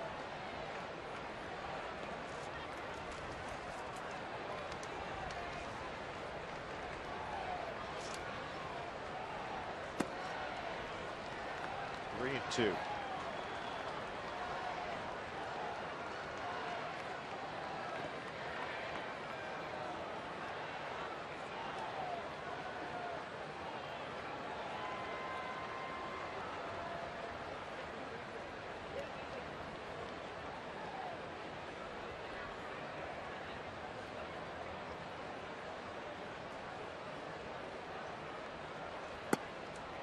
Strike 3. Froze him. That's the 4th strikeout. And 3 of the 4 strikeouts tonight for Kyle Kendrick, George, have been backward Ks. Not getting a very good look at it. 2 of those strikeouts have been a guy like Trevor Brown, who doesn't have a lot of history with Kyle Kendrick either.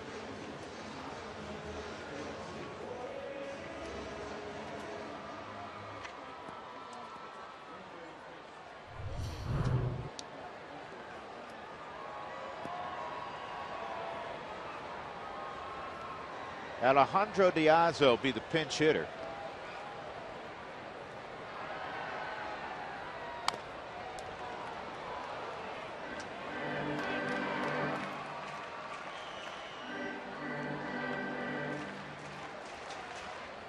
Another question for Georgie. Did anybody ever hit a bomb off you that made you turn your head and say, wow? Yeah, 87, I think, spring training. Maybe, no, it was 86 spring training with the Cubs. Will Clark hit it in dead center field in their ballpark. And I mean, I was like, holy man. Went over the batter's eye in center field. I didn't have enough Vaseline on that one. Got to reload.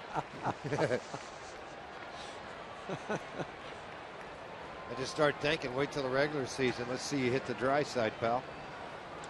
2 strikes on Diaz. I have a question about that after this.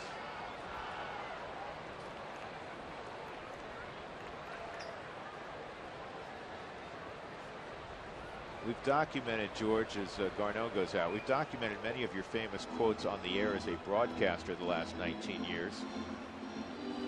Okay. Do you have another favorite quote when you were playing beyond the one you're most famous for, when they asked you about foreign objects on the baseball and you said, I've never used anything foreign on the baseball. Everything I use is made here in the good old USA. Right. You have another quote we may have missed? No, That was a good one, though. That was a good one. That was actually to Bobby Brown, the president of the American League, in the umpires' room in Yankee Stadium, in front of all the umpires behind her, 4 umpires behind me. Drew Coble was one of them. And he asked me, he said, I got to ask you, is it true? I want the truth. And I said, all right. And he goes, have you ever used a foreign substance on the ball? Now, you got to understand, he's in front of these 4 umpires, right? And I just want to chew tobacco, and I kind of spit on the floor in the umpire's room in a bucket. 2 and 2. And I looked at him and I said, Bobby, I said, there's never been a foreign substance put on a baseball. Everything I use is made right here in the United States, actually right up there in Pennsylvania. What did he say? Nothing. The umpires about fell out of their chair laughing. And I just walked out, went down. I was scared to death because they came and got me in the locker room. And they said, you got to go to the umpire's room. President Brown wants to see you. And I was like, what did I do? So I go down there. What did you do? Well, but I went down there thinking, I hadn't hit anybody lately. All that stuff. Crazy. They put a camera on me in Baltimore all the time to try to catch me. Never did. Have the camera on the wrong guy, didn't they? No. He's put it on. But Gaylord used to tell me put a towel over my lap and do some other things, so I did all that stuff. I actually put it on when I went to the bathroom, but they thought, decoy, all that stuff. So you learned from the best. It was a game within the game. That's right. There's a lot of that going on back then. Well, back then there was. You don't see that anymore. that kind of stuff going on. Cork bats, you don't see that anymore. Whose bat broke and all the Super Greg Balls Nettles. went out? Greg Nettles, they went out the end of the bat. Super Balls. Yeah, they were all Super Balls he put in there. I actually put one in an aluminum bat one time, tennis ball. That worked. I did that too. Take the That cap worked. off. Sure, that worked. So if you want Jacob to hit like 15 home runs this spring, send his bat down to me. I'll take care of it. How about that? I like know that? you will. Yeah. George, any special plans for your first day of retirement? Hold on. Let me answer part of this. Folks, take a good look at him. George, look at the camera. Yeah. First day of retirement. He's going to grow the goatee, which he already started last week. What are you talking about? Yeah. Move your hand. Yes, I did. Well, I can't get in the gate for hunting without hair on my face. It's one of the standard rules. Sorry. That's the way it works. But quite honestly, I've been gone 2 weeks, and the zero turn is going to be on a trailer behind one of the 2 trucks that I'm going to be mowing Monday afternoon. Not just your house, but maybe I got Parker's. I got my mother-in-law's. I did.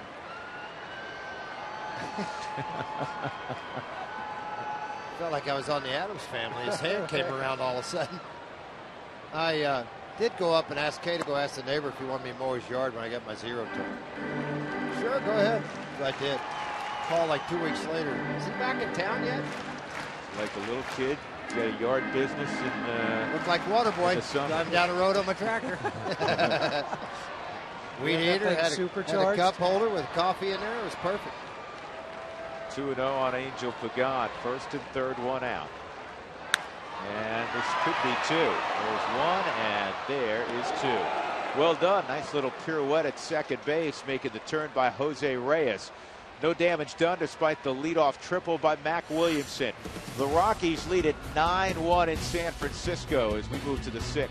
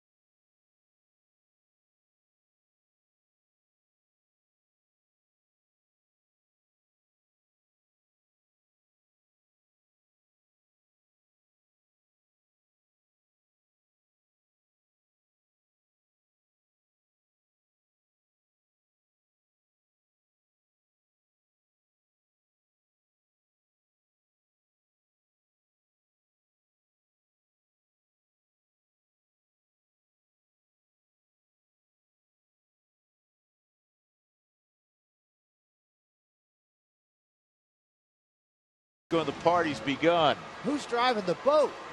He's back in the back. Who's driving the boat? It's just anchored in. Well, it's still out in the water. Somebody's got to get it in. Golly. Our CenturyLink link to what's next. Tomorrow afternoon, we're on the air at 12:30 back home on Root Sports with the pregame show. Jake Peavy will go for the Giants. Chris Russell will make his final start of 2015 for the Rockies. Bunch of changes to tell you about. First of all, Cody Hall's now on the mound. That's change number 1. So Petit goes an inning and a third, so maybe he will make that start on Sunday. He could, absolutely could. Parker moves from right to center. Or actually, he was already in. No, he wasn't. Williamson goes from left to right. And Diaz is now in left. Pagan's out. Pagan is out. Sixth ball game for Cody Hall. He's pitched 6 in the 3rd innings. Right-handers have gotten after him. 1 home run. They've hit 364 against. Might be a night we see Brett Bochy, too. Bruce's son. Man, that guy goes really hard. Did you hear that? Sounded was it hard. The glove or hard? How hard was that? That was really 93. hard. But it that sounded gun's off. Sounded harder. Sounded harder than that. Yeah. Almost sound like one of those radio balls. Hear it, can't see it.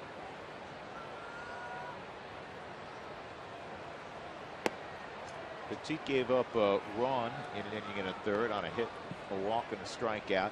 Chris Heston, 8 runs on 8 hits and 3 2/3. By the way, Drew, he'd like for you to quit bringing that up. Just passing along information, disseminating the facts. 2-2 on Kendrick, who's been on twice and scored 2 runs. You could always tell when the big league announcer didn't think you could play or anything. He'd be like, let's take a rundown of tonight's ball game. Drew Goodman was 0 for 4. I don't know if you heard me or not. Drew Goodman was 0 for 4. He struck out 3 times, too, and he dribbled back to the mound. So Goodman 0 for 4. And then he'd go to the next guy. And then you're kind of like, huh. You know, Jeff Houston went 0 for 3, had an RBI. Frazier went 2 for 2. You know, I'd just go down the list, but he'd spend like 10 minutes on the one guy they wanted to sit down to the minor league.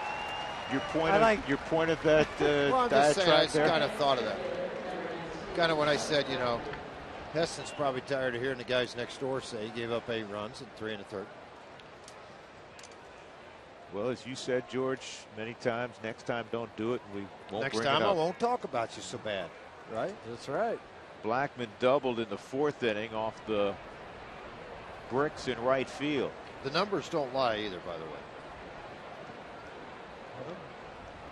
They are what they are. Yeah, they are.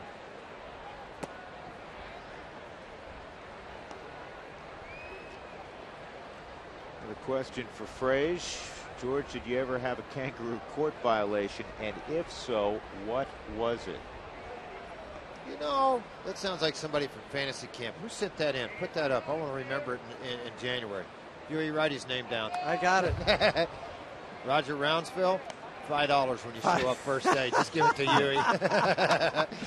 For those of you who don't know. Yeah, explain it. Yeah, for those of you who don't know, I run Kangaroo Court, and I'm the commissioner of everything that goes on down at fantasy camp. I have a lot of fun with Jason Fleming and staff, and Jeff's one of the coaches. And there's days where Drew makes 6 errors in a game, and then like what was it? 6 errors in a game he made. 5. Was it 5? Five. Okay. What, you got but it was in 1 inning. 4 in 1 inning. Just 4 in 1 embellish all inning. you want. That's 4 in fine. 1 inning. Did you get the yellow rope? 4 in 1 inning. I've had a couple of those. Yeah, I know. And Jeff and I won't say who voted for you to get it. I know. But I find people all the sure. time.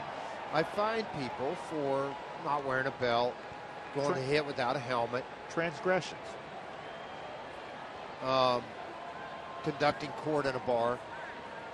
That one. That was 500 though. and I'll collect the money, but Yeah. then And we disperse it to all the kids at work. right. Yeah, good time. We don't keep it. No, we do not keep it. It all goes back in. Fantasy camp, by the way, is filling up pretty quick. If you haven't already signed up for fantasy camp, Todd Helton's going to be one of our guest coaches this year. Do any teams do a form of kangaroo court anymore? I don't think so. I don't Clinton think did so. one here years ago when he first started to kind of get everybody gathered up, you know. That's why you do a lot of that. It still goes on in the minor leagues quite a bit, but I mean, the money these guys are making, if I was the judge in kangaroo court, guilty, 10 grand. We're renting a yacht for this party. And it used to be, I mean, the judge would have a robe on, and he would have the beard the and the whole 9 yards. Oh, we did the whole deal. You had the wig on. The wig. And the money went to an end of season party, right? Yes. Well, yeah, we do that. 2-2 on Charlie.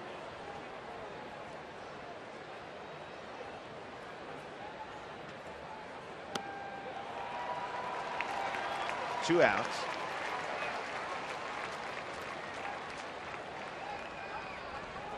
Did you ever get kicked out of a game? One time. Dale Ford. Dale You Ford. remember him?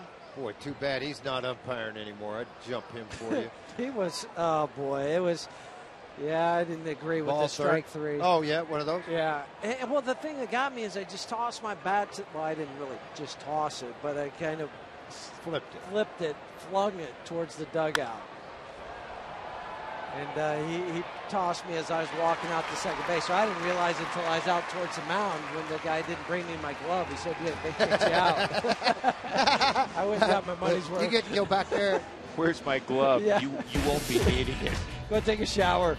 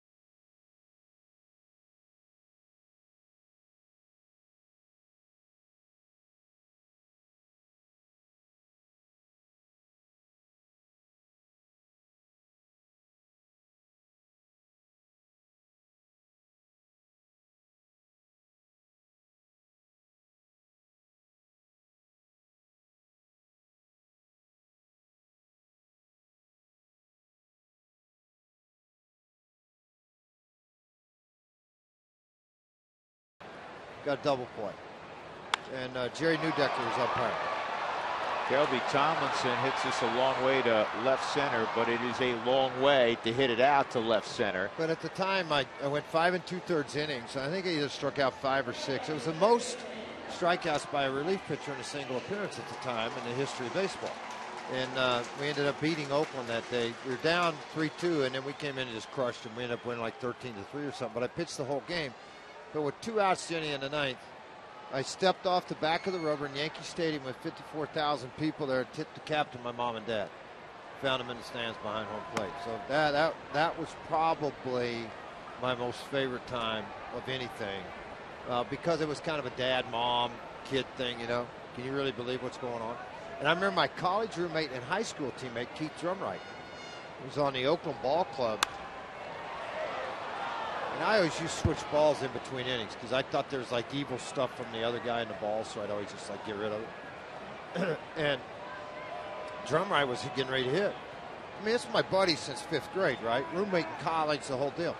I walk up and I never threw a 4-seam fastball. I walk up and I go, "You're getting 3 4-seamers, whale away," because it was like 3-2 or so. I mean, it was like at that time 12-2 or something. I said, "Just whale away." Okay, got you, Roomie. Go to the mound. He whiffs through 3 of them. I was like, dude, I just gave you. Tried to help you. Yeah, well, I wanted him to get a hit in the playoffs. Yeah. And I was like, I threw it right down the middle. He whiffed all 3 of them. Oh, well. But it is funny when you talk about being able to pick people out in the stands, and you were thinking 45,000 people. You know, I remember looking up and seeing my mom and dad or family members. You can pick them out like that, you know, and that's that special bond you're talking about. Do you know what Georgia said at Miss America? Because I was like 200 feet from the stage. She said, it took me 1 second. I saw Dad's gray patch in my hair. She said, I saw him stand up, and I saw the gray patch. I knew right where you were. Because they have all the floodlights on them. Right. Yeah. You know, a little different deal. Duffy a single, Buster Posey 2 ground outs so far this evening. 9-1 Colorado. And let's see if Descalso can get to it. He can, but unfortunately couldn't swallow it in the leather. So Buster reaches. And that'll bring up Brandon Crawford. Wow, what do you think of that? Came an error. What do you got, Huey? I'm just looking at this, playing up the middle. So if you're going to give him an error, how do you not give Hester an error on the ground ball back up the mound? I guess home cooking. You would think it'd be the other way around, though. You would think so. Right? You think that'd be a base hit? Base hit, yeah. That'll turn. Trust me. You think? That'll become a hit for Buster before the weekend's over. Well, don't they have the 24-hour rule now? No, the official score can change his mind within 24 hours. 24 hours. We get reports every once in a while. I got one the other day. Yesterday. Yeah, from something that happened weeks ago. Involving, was it Corey Dickerson, I believe? Yeah, Corey lost a hit. Lost a hit. I couldn't even tell you what game it was or the play. Because it goes to Elias. And then they review it and look at it.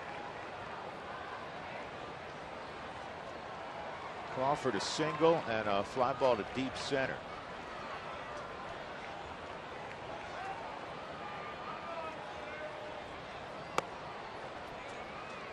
Giants entered the ball game by the slightest of margins. If you're on the road traveling and want to watch your Rockies, subscribe to MLB.TV Premium for live or on demand on 400 devices. Real-time highlights, live look-ins, pitch tracking, and a whole lot more. As I was saying, by the slightest of margins, the Giants entered the game with the highest batting average in the National League over the Colorado Rockies. You just don't think of the Giants leading the league in hitting. And with Hunter Pence being out for a lot of the year. If Hunter Pence is healthy, these games important to the Giants? Yes. I think so. Well, I think more important than that, the Dodgers would have clinched. Pence, and plus, if a healthy Matt Cain would have come back to help this pitching staff a little bit, and a healthy Lincecum. Lincecum's been out 4 months. Well, I mean, you can always do that. I mean, you're going to start throwing out 3 or 4 names, certainly. I mean, the Rockies have had their share of injuries the last couple of years, but one player, for them, because I mean, the energy he brings and the talent he brings, Hunter Pence is a difference maker. When Hunter Pence plays for the Giants, they're 34-18 this year, 654 winning percentage. When he doesn't, they're 49-58. To your point, I mean, that's a wild swing between the two. We talked about Angel Pagan at the top of the lineup, and then Hunter Pence hitting third in front of Posey. And the energy. Yep, the energy, the productivity in the middle of the lineup. Good pitch. Kendrick striking some folks out tonight. He gets Crawford there. That's his 5th strikeout. There's Pence in the middle. Tomlin looks like an aspiring librarian. Nothing against librarians, but I mean, just not one of those smart guys from Oklahoma.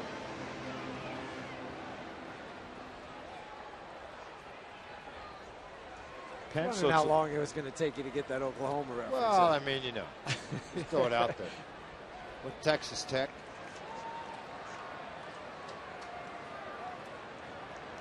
Pence?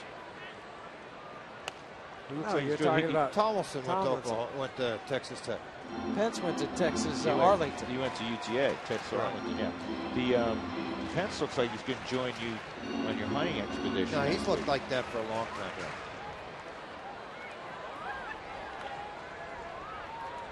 I just started mine. Give you time. Huh? Oh, next week. Yeah. Next week it'll be perfect. 0-1 on Jared Parker, a double to drive in a run in the second, caught looking in the 4th. 9-1 Colorado. 2 on and 2 outs. And this kicks away from Garneau. Duffy to third, Posey to second. Wild pitch.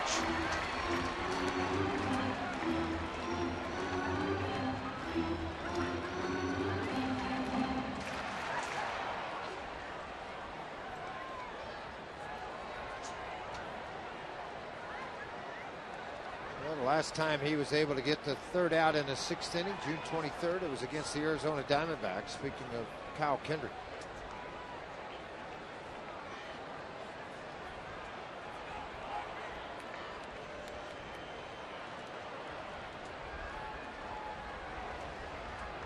Jared Parker out of the University of Virginia in Charlottesville, inside 2-1.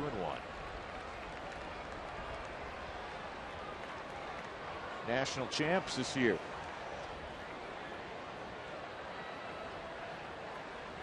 You ever been to Charlottesville? I have not. Beautiful, beautiful town. Wasn't it the first time a ACC team had won it?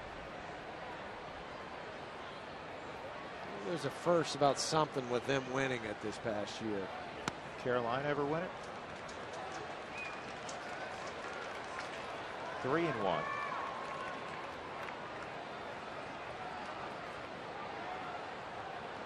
There's a product of Carolina.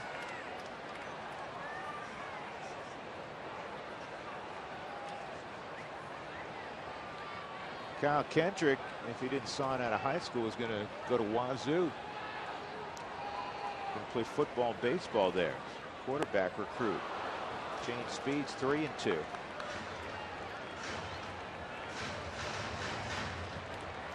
I'd really like to see him get out of this inning after the wild pitch. Pretty good change up here. That ball dove down and away, well away from this power hitting left-hander.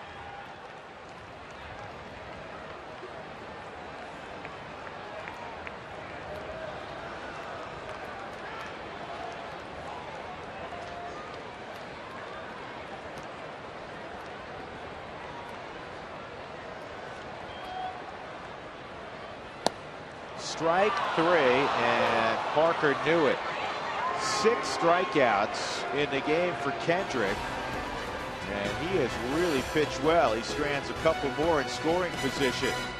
We'll go to the 7th, 9-1 Rockies.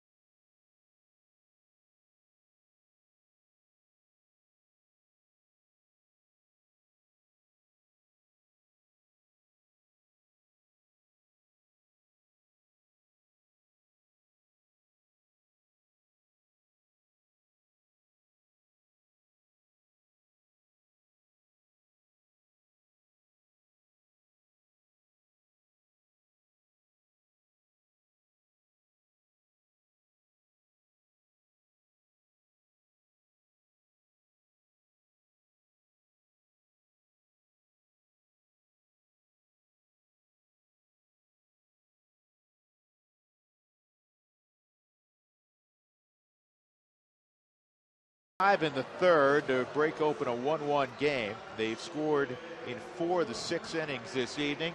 Nolan Arenado is 42nd. He's driven in 3. With every challenge call, the Subaru Eyesight Review will determine the outcome. Love, it's what makes a Subaru. With Jeff Hewson and George Frazier, I'm Drew Goodman. Another change defensively. Kevin Franson, the veteran middle infielders, in at first base for Buster Posey.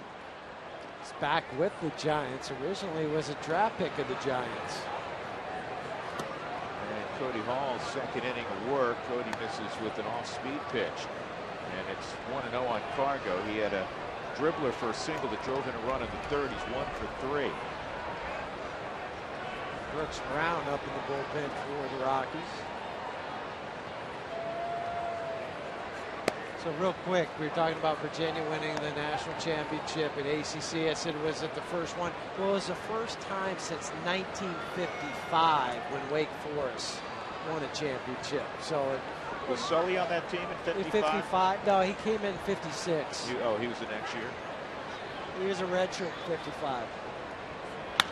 Fargo drives his ball to center field and deep, and the catch is made shy of the wall by Parker.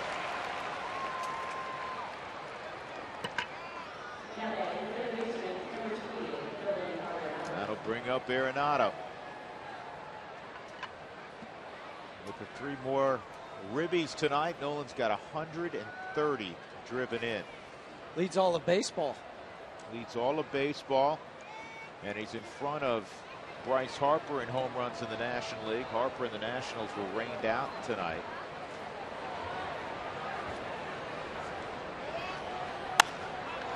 Nolan hits a high fly ball to right. And Williamson makes the catch. 2 gone.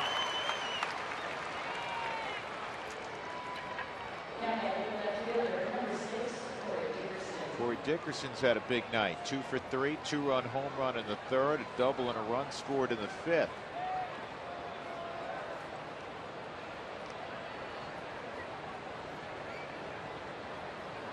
Get to that final weekend, Huey. We talk about players wanting to finish strong.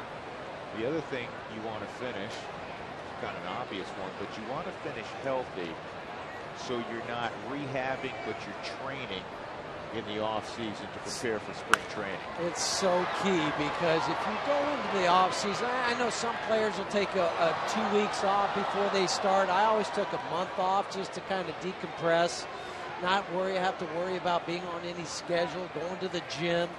But if you have to start rehabbing right away, say you have surgery next week and then you're rehabbing for a month, you never feel like you get away from the game.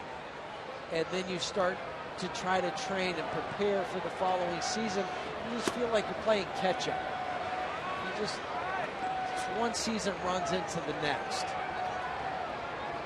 So every player, you like to think, I'm going in the offseason healthy. I can do what I want for 2 or 3, 4 weeks, whatever your time frame is, and then I can start kicking it in gear, kind of ramping up, and then come January, that's when you really start to get that focus in. Strike on the corner, 1-2.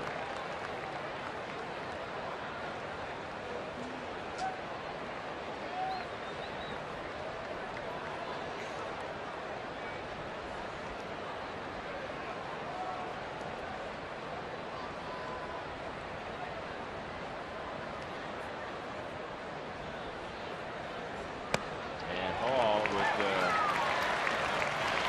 changeup to Fan Dickerson. 1-2-3 inning in the 7th. Well, this is from Janice, her selfie. Again. Twice tonight.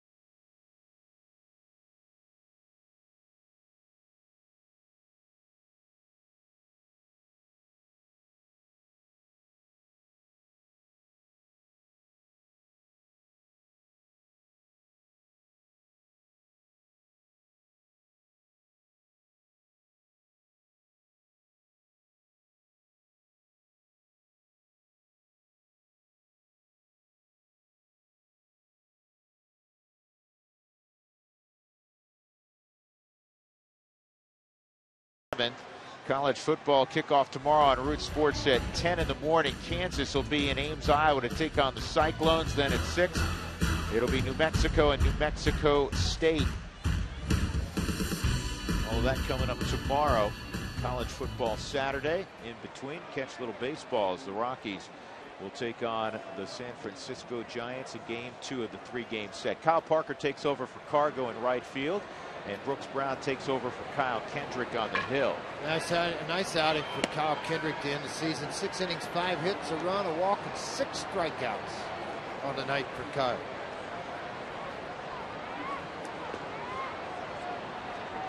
It was indeed a good finish for Kyle Kendrick.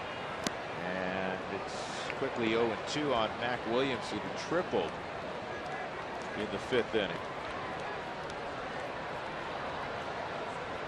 36th game of the season, and Brooks is trying to erase the memory of the outing in Arizona. Trouble locating the strike zone. Comes out tonight. First 3 pitches, 2 for strikes.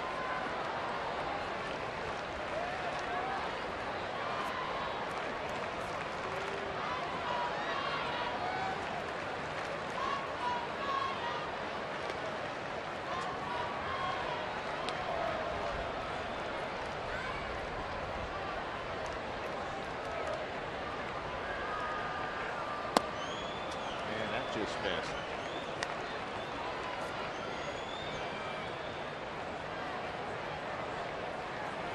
I was kind of hoping I could see Brett Bochy. He's warming up down there right now to come on to pitch the 8th inning. He had another nice year at AAA. A year ago, activated, was traveling with the ball club, and they won a world championship.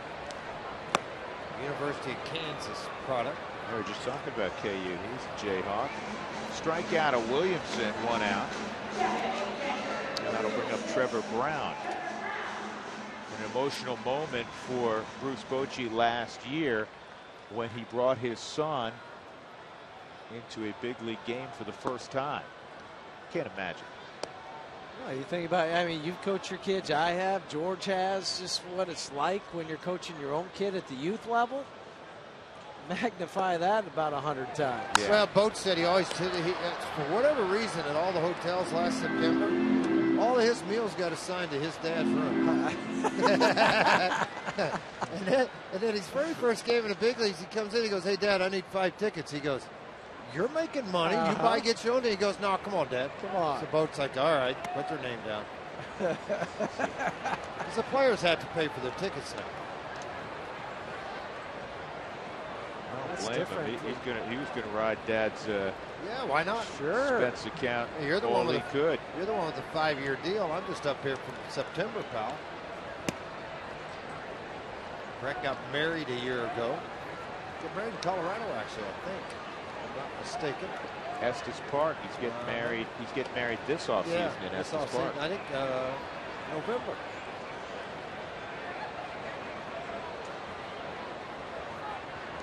(2-1). I told Boch, enjoy the drive up there. He may want to leave early. It's one of my favorite parts of Colorado. Stanley Hotel, everything up there. I like it. Beautiful. Oh, that hurt. That was a direct shot to the shin guard.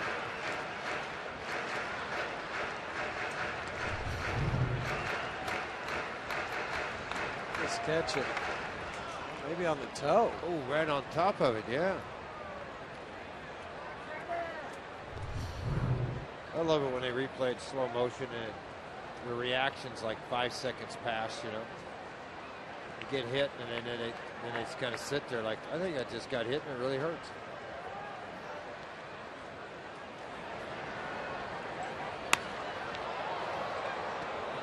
Well, it's kind of like, you know, when you stub your toe and there's like the 3-second delay, you know it's going to be really painful, but it hasn't gotten to your brain yet.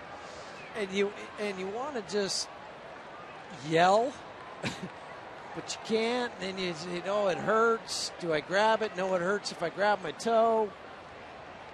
And just jump around for a moment. Yeah, when I stub my toe, I just cuss a lot because it really hurts. Just let it go. Yeah. Can you reach your toes anymore? I can touch my toes easy. It's about the only thing.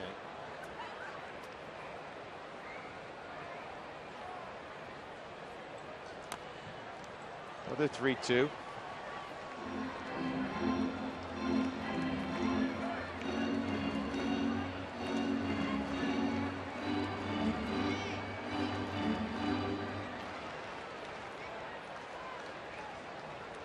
Rockies got a run in the second on an Arenado home run. Giants got a run in the second, and then 5 in the third, 2 in the fourth, another run in the fifth. That's foul. Good play by the guy protecting the catcher, the pitcher down the line. Course field available. Yeah, course field available year-round for special events in most areas of the ballpark can be reserved. Call 303 Rockies for more information.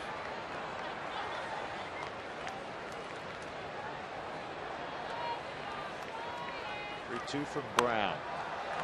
That's fouled off and out of play.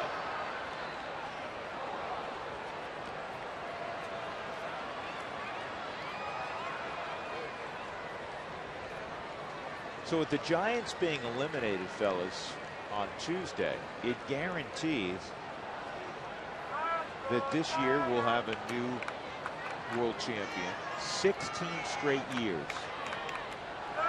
since we've had a repeat. Ground ball to Reyes. Works his feet through the baseball as they're taught to do. Man, did you see the score out in Arizona? 17-2, Houston. Well, they know they got to keep track. Wow. Keep up with the Angels. De La Rosa gave up 6. Cole Minter 1. Webster 3. Stites in a third of an inning gave up 7 runs. Bad outing. Oof. Why are you getting left out there? You got 45 guys in your bullpen. Why are you getting left out there to get because it was already about 12 to. Doesn't matter. This isn't Little League high school where you got to wait on a guy for the next day. You got 40 guys in your bullpen. No reason to get a brain beat in. Diaz hits it right at Nolan, who was the only guy on the left side. 1-2-3 inning for Brooks Brown. We'll go to the 8th, 9-1.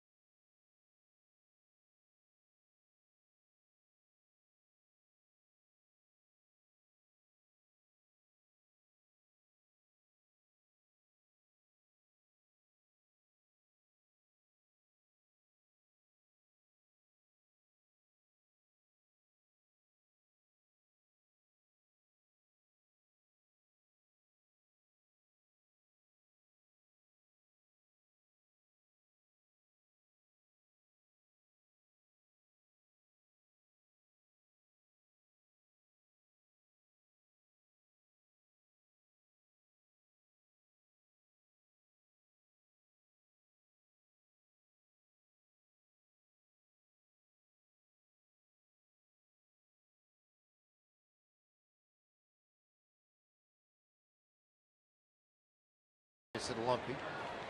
Still have it at home in the trophy case. Pee-wee was another one, was one of my nicknames. Pee-wee? Yeah. And why is that? That's what my brother called me. Orioles going to ground out hard. Well, think Spilly, of some good ones. Spilly, We'll tell what you was very your worst quickly one? about Brett Bochy. Bochy 6-1, 2.95 ERA at AAA this year. So it's not, well, he's not a dad's gift. kid. This Right. is not just a Courtesy. gift. He pitched very, very well at AAA again. He did a year ago. Would you want to ask Billy? Hey, Spilly, you there? No, he left studio. He went back to get more pizza. Oh, he's here? He went back to get more pizza. Oh, Ribs. you're there? Ribs is what he usually gets. So what was one of your favorite, hold on a second. What was one of your favorite, I got it. What was one of your favorites? Big unit, outside of big unit.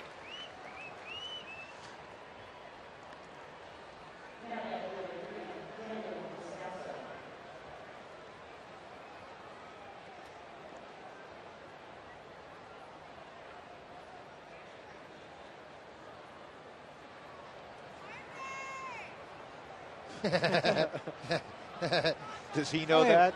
Who was SpongeBob? SpongeBob.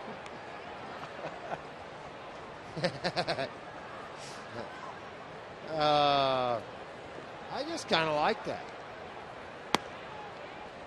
Right. What'd they call you besides Spilly?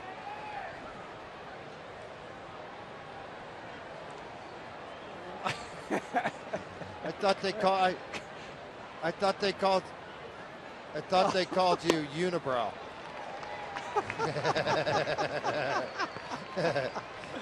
You knew I had to say it. Come on. How about Ian Stewart, Billy? What do you have? Yep. B. There you go. Well, Spilly, we'll check back with you in a moment. That was a quick inning. Descalso goes down swinging against Brett Bochy. We'll go to the bottom of the eighth. The Rockies lead at 9-1.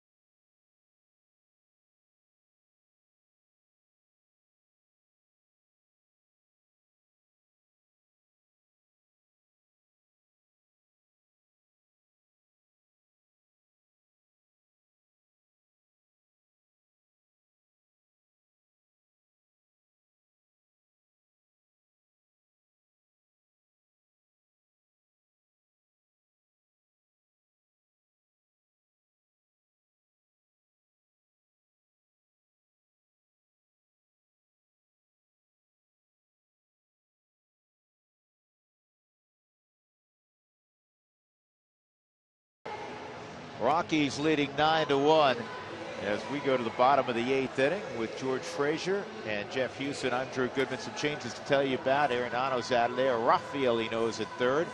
Morneau's out of there. It has been Paulson at first, and Simon Castro is going to throw the eighth inning. 11th ball game for him to appear in. Earned run average in the mid fours, 9 2/3, 9 strikeouts.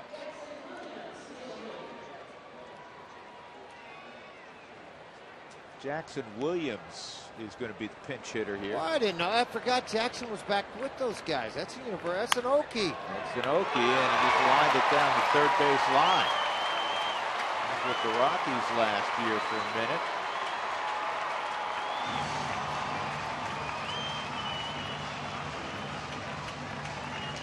He caught all year, believe it or not. Jackson was in Double-A as the second and third catcher, and then they had all the injuries, they had to bring him up.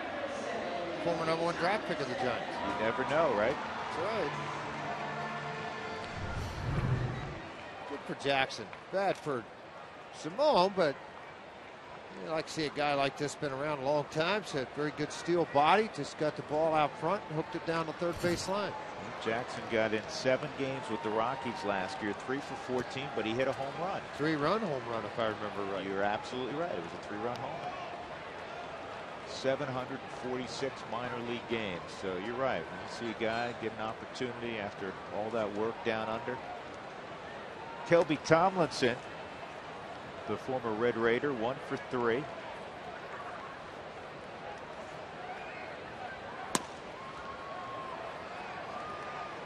One ball, one strike. Kendrick on the plus side. Chris Heston is not. 9 runs, 9 hits for the Rockies. A run on 6 hits for San Francisco. And Simone will throw to first, and that's 1 out. Matt Duffy will be coming up. George, do this Rockies read and do it with passion and panache. If you've ever dreamed about being a Colorado Rocky, which would be you, because you're there every year, sign up for Fantasy Camp taking place at Salt River Fields. Talking Stick, January the 27th through the 31st. If you want to stay longer, you can, but you got to pay for everything. You like that part? Yeah. Yeah. Featuring special coach Todd Helton. I don't know how special he is, but it's Todd Helton. Visit with the Rockies.com. Visit Rockies.com/fantasy camp for more details. Hey, come out and see it. It's a lot of fun out there. We talked about it a little bit earlier. It's a blast. Yeah, we have a really good time. Darren Holmes told me the other day on the airplane he's coming. He's looking forward to it. We always have one of the current coaches. There's some players that they are talking to, and it's a difficult time, to be quite honest, for players because they're preparing for spring training. And they may not have to be there, say, a position guy until the 15th of February or the 10th. So they come down and have to get there relatively early in preparation for spring training. A lot of guys do that, but we always have a good time. Charlie Blackmon's been down. Last year, Tyler Matzik was there. I think he was scared to death in our locker room, though, Huey. He walked in there. Overwhelming. Well, he walked in and we just started chewing him up right out of the chute. I mean, me and Vinny and Huey and all of us, we didn't give him a break. Again. Yeah, it was a locker room again. He got a little nervous. Being there. Yeah, he got nervous. 1 and 2 on Duffy. Drew, some guy just sent me a text from Arizona. Do we know him? No, and it's a 480 number, so I know that. Yeah, it's Arizona. You want to read the text? I'm kind of worried about reading it. I'll let you read it. No, I mean, it just says, let me see. Let Goody read it because it's about him. Yeah, it's about you, so hold on. It said you made 7 errors in one game. I don't remember 7. I don't either. You know, get after me. That's you know fine. what it is? What is it? It's the legend grows larger as years pass by, I think. Yeah. You were bad that one. I had a bad inning. Year. That was it was just a bad year. I agree with you. It really wasn't a bad year. It was just like one bad inning. No, bad inning. It's a really bad inning. Walker still wears me out on that. Because he hurt his calf, too, and he couldn't run. But how did he hurt his calf? Probably booting the ball. I thought it when he was trying to sprint up the line to beat it out. I hope Lou comes back. I had a blast Lou with is him. coming back. Yes, he had a baby. He's Good job, wear Lou. 89. Man, I'm really looking forward to seeing Lou. Yeah, if Lou can make it down there and do what he did. And folks, you want to know what I find people about? Okay, now, all right, I want you all to figure something out here. Just picture this in your minds, all right? I had to find Lou, and because he was 88, and I liked Lou, he was a nice guy, for having his pants on backwards. And coming out on the field, I was like, Lou, I want to ask you, how did you button these and zip these from the behind? Oh, they were already that way when I put them on. I said, did you think about the pockets being in the front? Well, I thought they were hand warmers. And then I also find, wasn't he on your team? No. No, he's on Fuentes, and who else? Yeah. Lou's great. Here, let me give you a shot of Lou. There's Lou. There's Lou. When Yeah, he whoa, starts they threw charging at him, and he was out, like, all right, that's it. I'm going. Yeah, Hold I'm me going. back. Give me about 10 minutes. I'm going to get up there and beat him. Watch this. Yeah. But the great part about it was that day, Fuentes puts him at second base. And I'm standing over to the side, and I said, what are you doing? He's fine. He said he's played second all the time. I said he's 88. And How about that? And you got a bunch of young guys coming up. I said, I don't want him to get hit with a ball. Yeah, the police came and questioned Brian after that. But it was funny because there was a ball hit, and it went right between Lou's legs. And I swear, it got to the outfielder, it was back into second, and Lou was looking down like I thought I had it. And I was like, I said, Brian, don't get him hurt. How about Tito? Yeah, he had a played base second hit there, base. a couple He of played base second hits. base 65 years ago. Yeah, but he played, but he got some hits. He did some good things. It was fun. 3-0, that's ball 4 on Kevin Francis. The other story of Lou, he gets a base hit. He's at first base, and Fuentes walks or puts a pinch runner in for him. Yeah. And Lou says to Brian, he says, why are you taking me out? He goes, well, we're going to put a pinch runner in for you. Think maybe. And Lou says to him, straight face, says, well, I guess if you think you have somebody faster, go ahead. And walked straight back in. That was the best part. Listen, Lou had, there's Lou. Yeah. Lou had assessed his teammates well, and he thought he had better wheels than most of them. But he was also on the championship team. Absolutely was. Yeah, Walt Weiss going to make a switch here. Jason Gurk is coming into the ball game, and I got his name right. So, Mom, don't be mad. There's a first for everything.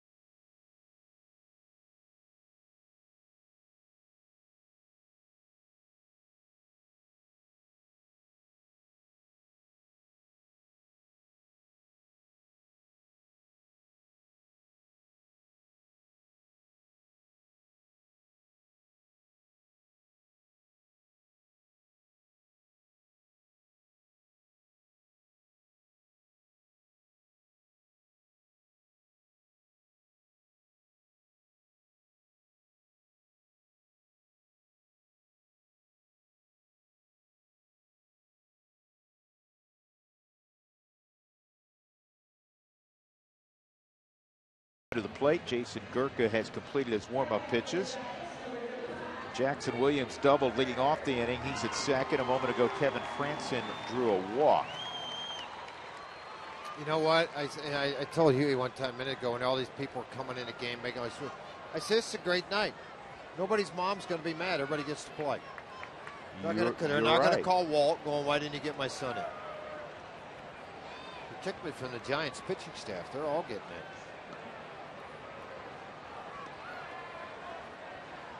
Good curveball for a strike.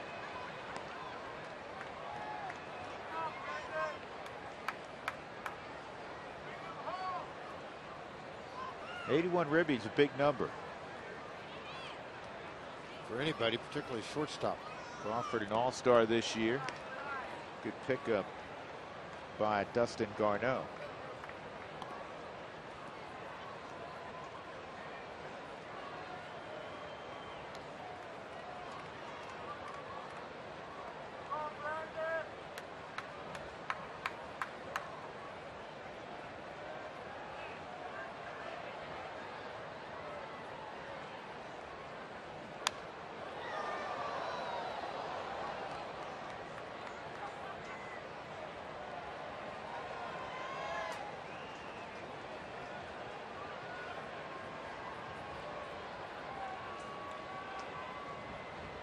The Giants, the last 6 years, 3 world championships, as we all know.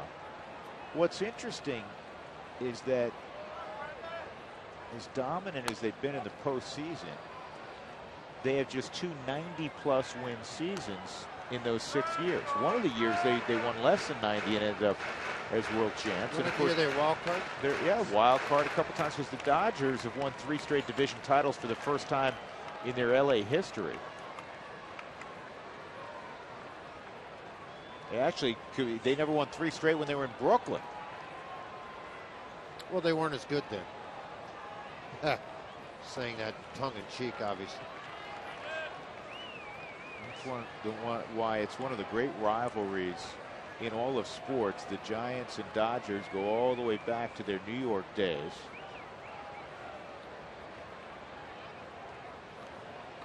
Manhattan largely followed the Giants if you were a National League fan. Brooklyn, of course, followed the Bums, the Dodgers. For the Giants, it's just, it goes back to that old line. Just make the playoffs and then see what happens. When they made it, had to beat Pittsburgh in that 1-game playoff last year. You'll get the same thing this year with Pittsburgh and the Cubs. Who's going to start, Arrieta or Lester? Arrieta pitched today, right? You have to go with him. You got to go with Arrieta. Yeah, but he pitched today. This ball's hit a long way, and Dickerson is going to watch it hit off the wall. It'll score 2 runs. Crawford in the second with a double. That's where he's improved tremendously. He hits left-handed pitching now, Jeff. Well, and he had the matchup with Gurka. 3-2. Both those runs will be charged to Castro. Fastball away from him. Stays on it. That's the thing with left on left. You really have to focus on keeping that right shoulder in, and then kisses it off the wall about halfway up.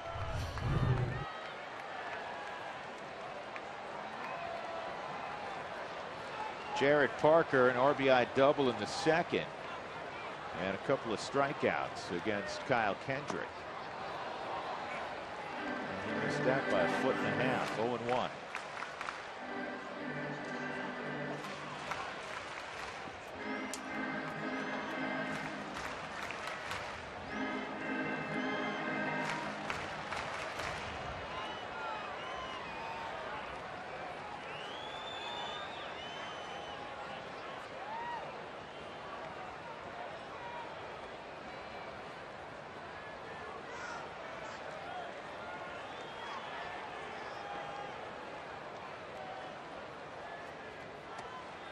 Didn't bite there. 1 ball, 1 strike.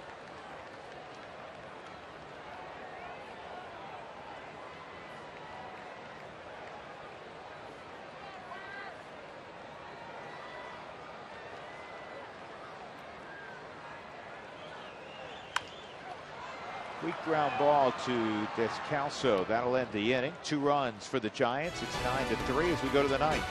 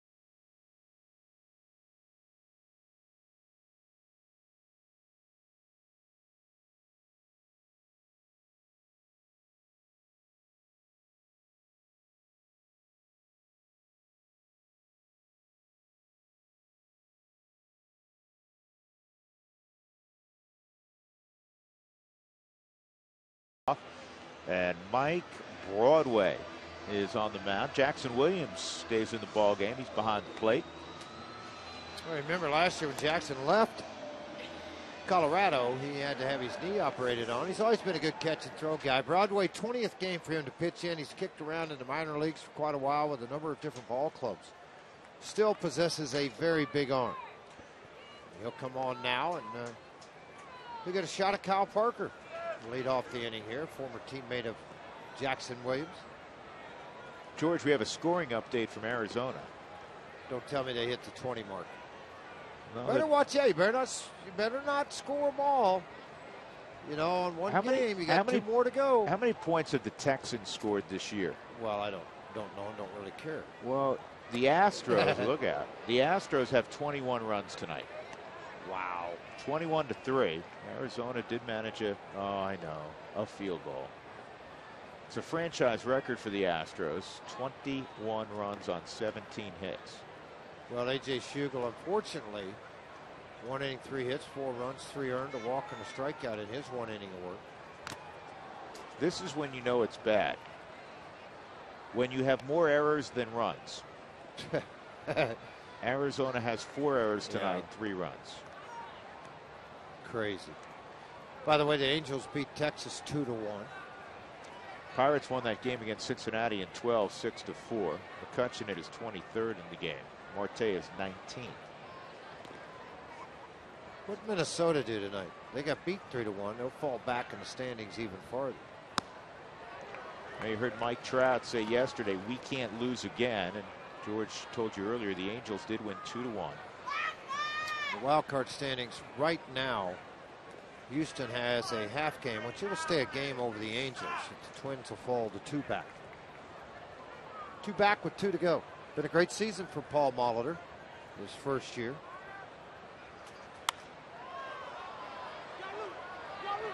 Parker in foul ground. Fouls out into Franson. And that'll bring up Charlie Blackmon. A double in the 4th inning. Charlie 1 for 4.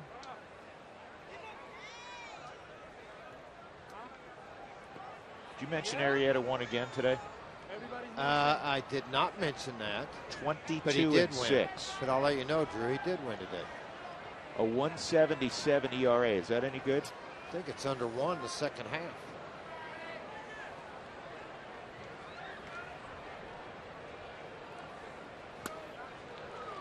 And Cutter for strike 1. We get tacos. The Rockies have hit the magic number of 7. Don't forget to go to your participating Taco Bell location tomorrow between 4 and 6 to get your Rockies taco special. Liv Moss at Taco Bell.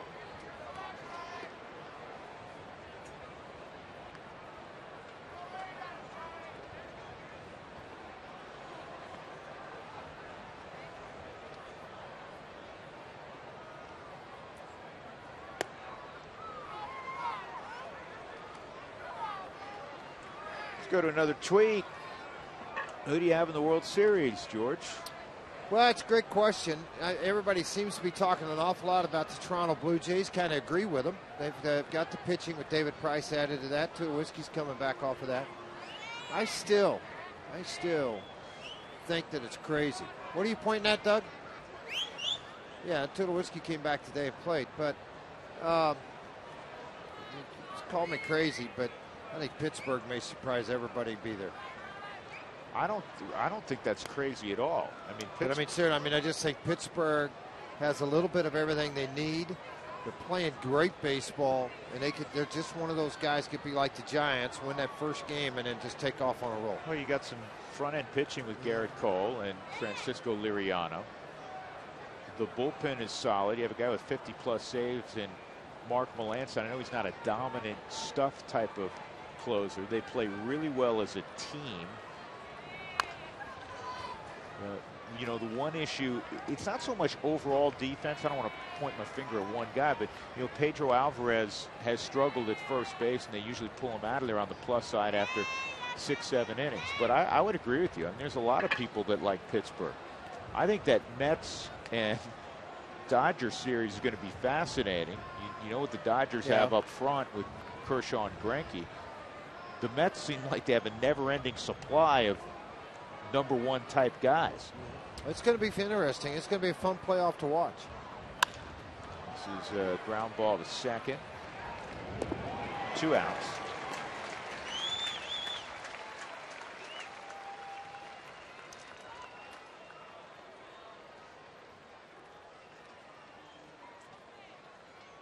Now, Boch, what did you say? Everybody's going to get in? Well, let's 2 see. outs, Who's nobody this coming on. in? Is this Casilla? 6-run game. Who is this coming in? Is this Casilla? I didn't see warming up. I apologize. Santiago Casilla.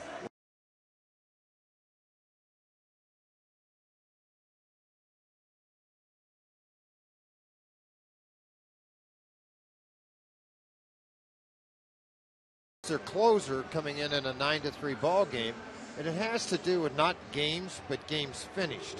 Well, he would have finished this ball game as far as their pitching staff's concerned. And Boch is taking care of him after he had done such a great job in their bullpen, and now that option will vest. I think it's for $6.5 million next year.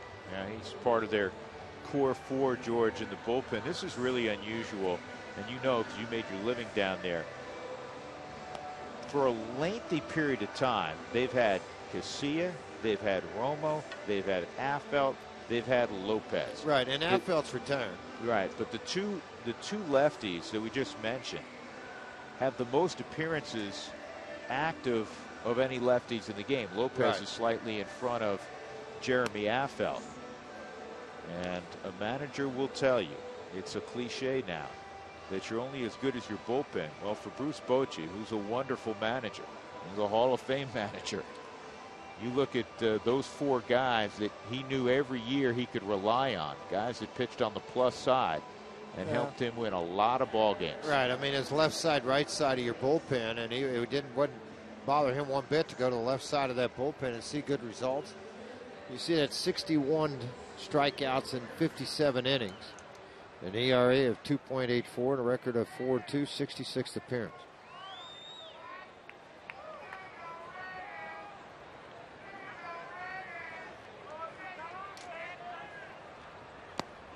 And it goes changeup on Reyes, and it's 0-1.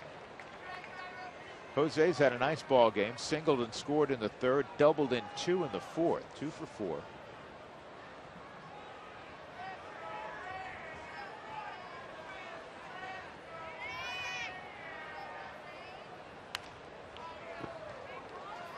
Didn't sound real solid. Does Jose need another bat? I don't think so yet. I guess not. Those numbers you see, the National League numbers, his overall numbers, 276, 7, and 53. With 24 stolen bases, he's been caught 6 times.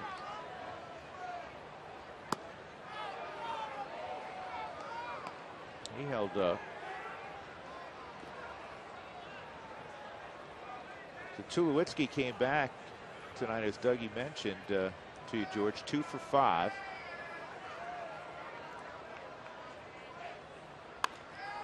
And this ball is in the air to right field. Williamson has got it. We'll go to the bottom of the 9th inning. The Rockies in front 9-3.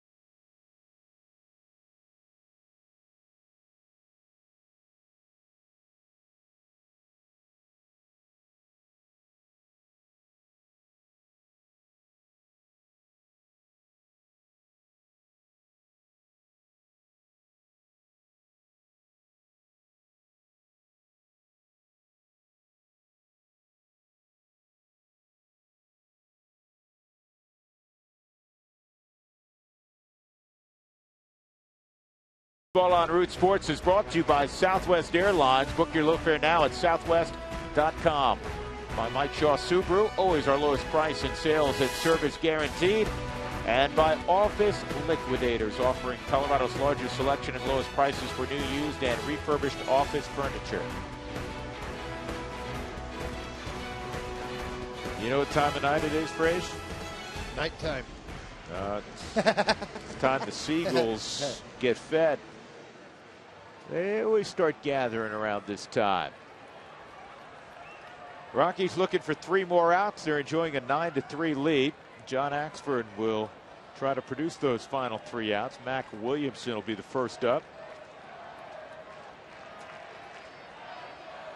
It'll be the 59th appearance for Axford. 4-5 overall record, an earned run average in the low 4s. And he starts out with a curveball that's in the dirt. 1-0.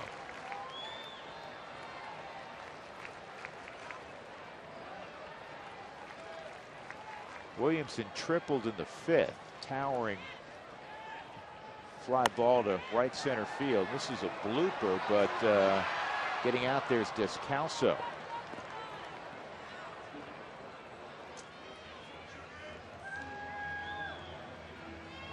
Nick Noonan's going to be the pinch hitter here in the pitcher spot. Our Jimmy John's delivery of the game.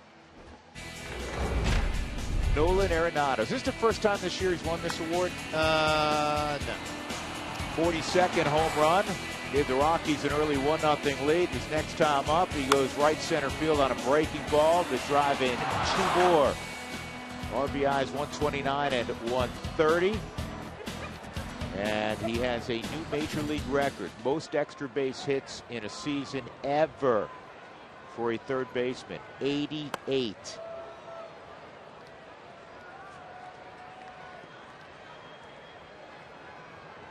Oh, and 1 on Nick Noonan.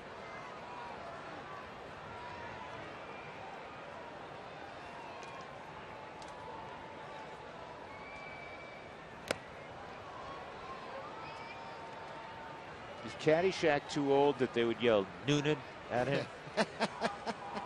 No. Go ahead. Yell it. It's got a lot of shelf life, doesn't it, Caddyshack?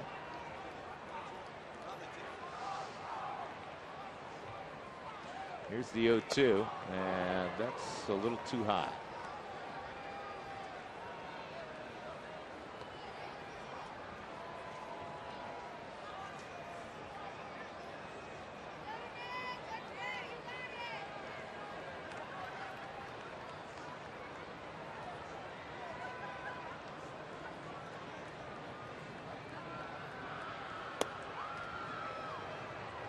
'97, just a little bit in, so it's 2-2.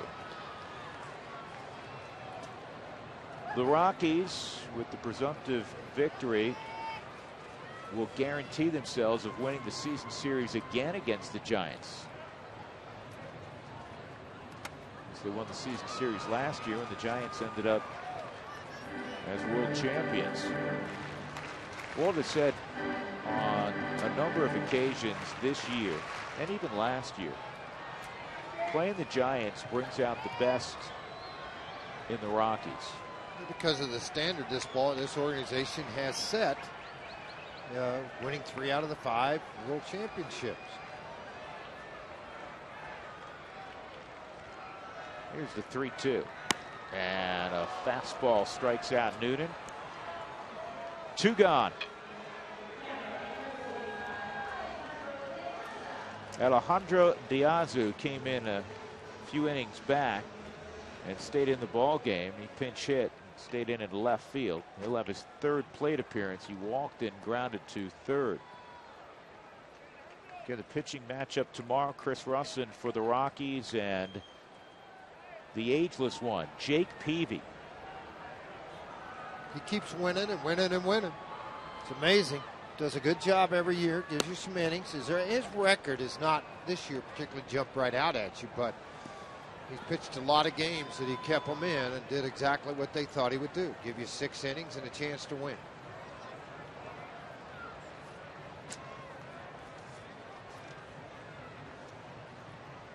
The 0-1, that looked like a swing. I guess not. We haven't done a very good job predicting check swings the last 4 days, George. We stunk, actually, Drew. Yeah. Wow. Just saying. PV 7-6 with a 366 this year. Nothing wrong with that. We were like 0 for 5 yesterday. That's a swing. I was going to say he went around. 1 and 2. I'll help you out. I'll help you out a little bit, Andy Fletcher. He went around.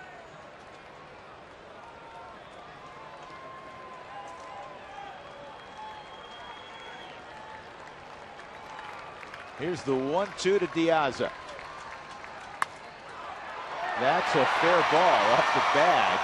And Diaza has a 2-out single.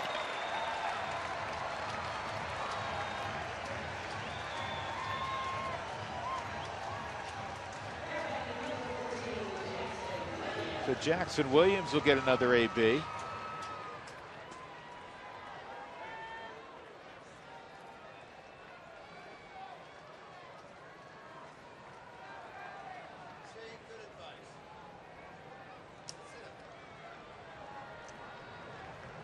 Williams doubled last inning.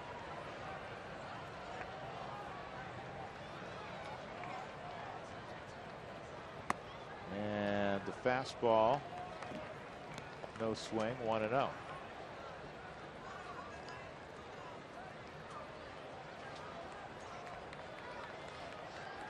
Giants have been outstanding at home this year, 46-32.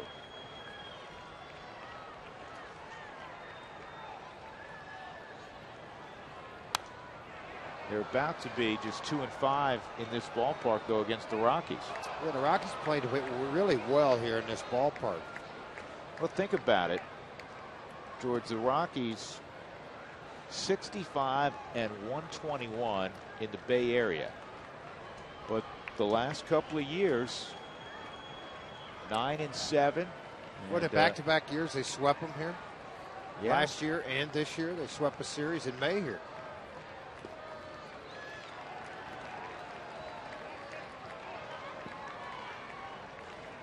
When you look at all the statistics in the games here, they're very close. The difference has been the Rockies have protected one-run leads late, where the Giants have been able to overcome some deficits. Remember what they did to Romo last year. They knocked him out of the closer spot.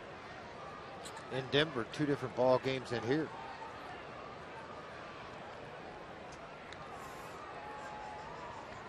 Here's the 2-1, and that's in 3-1.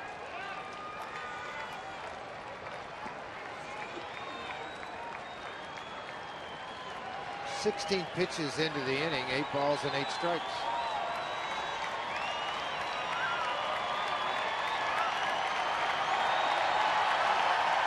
How about this crowd? They never say die. There's a fastball that was sprayed wide of the zone, and now 2 are on for Kelby Tomlinson.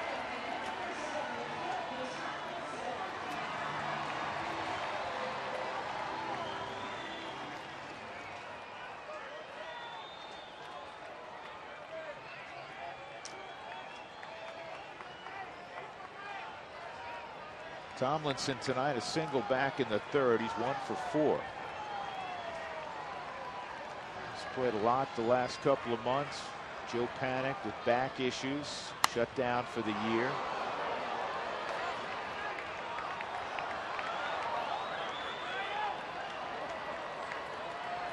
Can't quite reach it.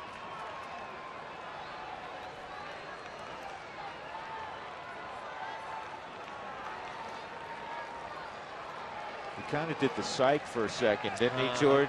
Yeah. Pretended he wasn't going to give it to that fan.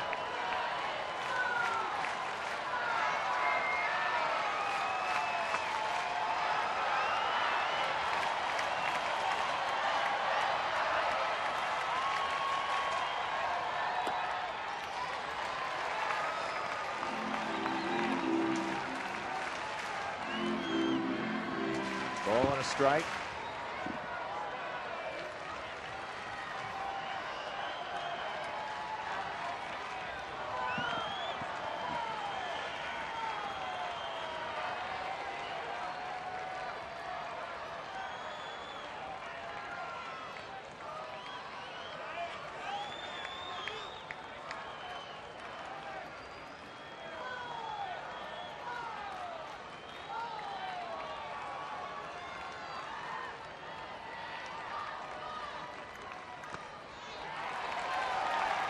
got a question for you, George. Well, yeah, I'm going to answer it for you, Drew. You got a 6-run lead. You're throwing hooks in the dirt. How about just challenge me 96-mile-an-hour fastball? Did I answer your question? You did. Okay. I mean, he's 96 to.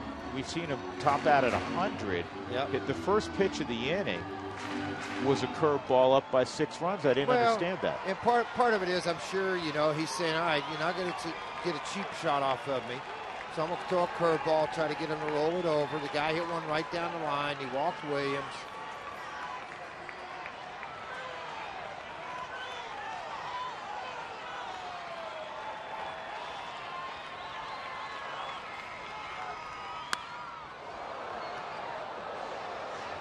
That's pretty hard to hit. 97 on the edge.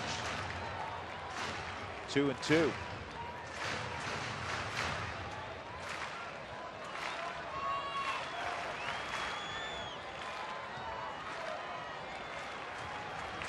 Two and 2 count with 2 on in the ninth. The Rockies up 9-3. Jeff Houston's going to try to grab Nolan Arenado for the Twitter postgame show. Here's the 2-2. And that's hit late and out of play.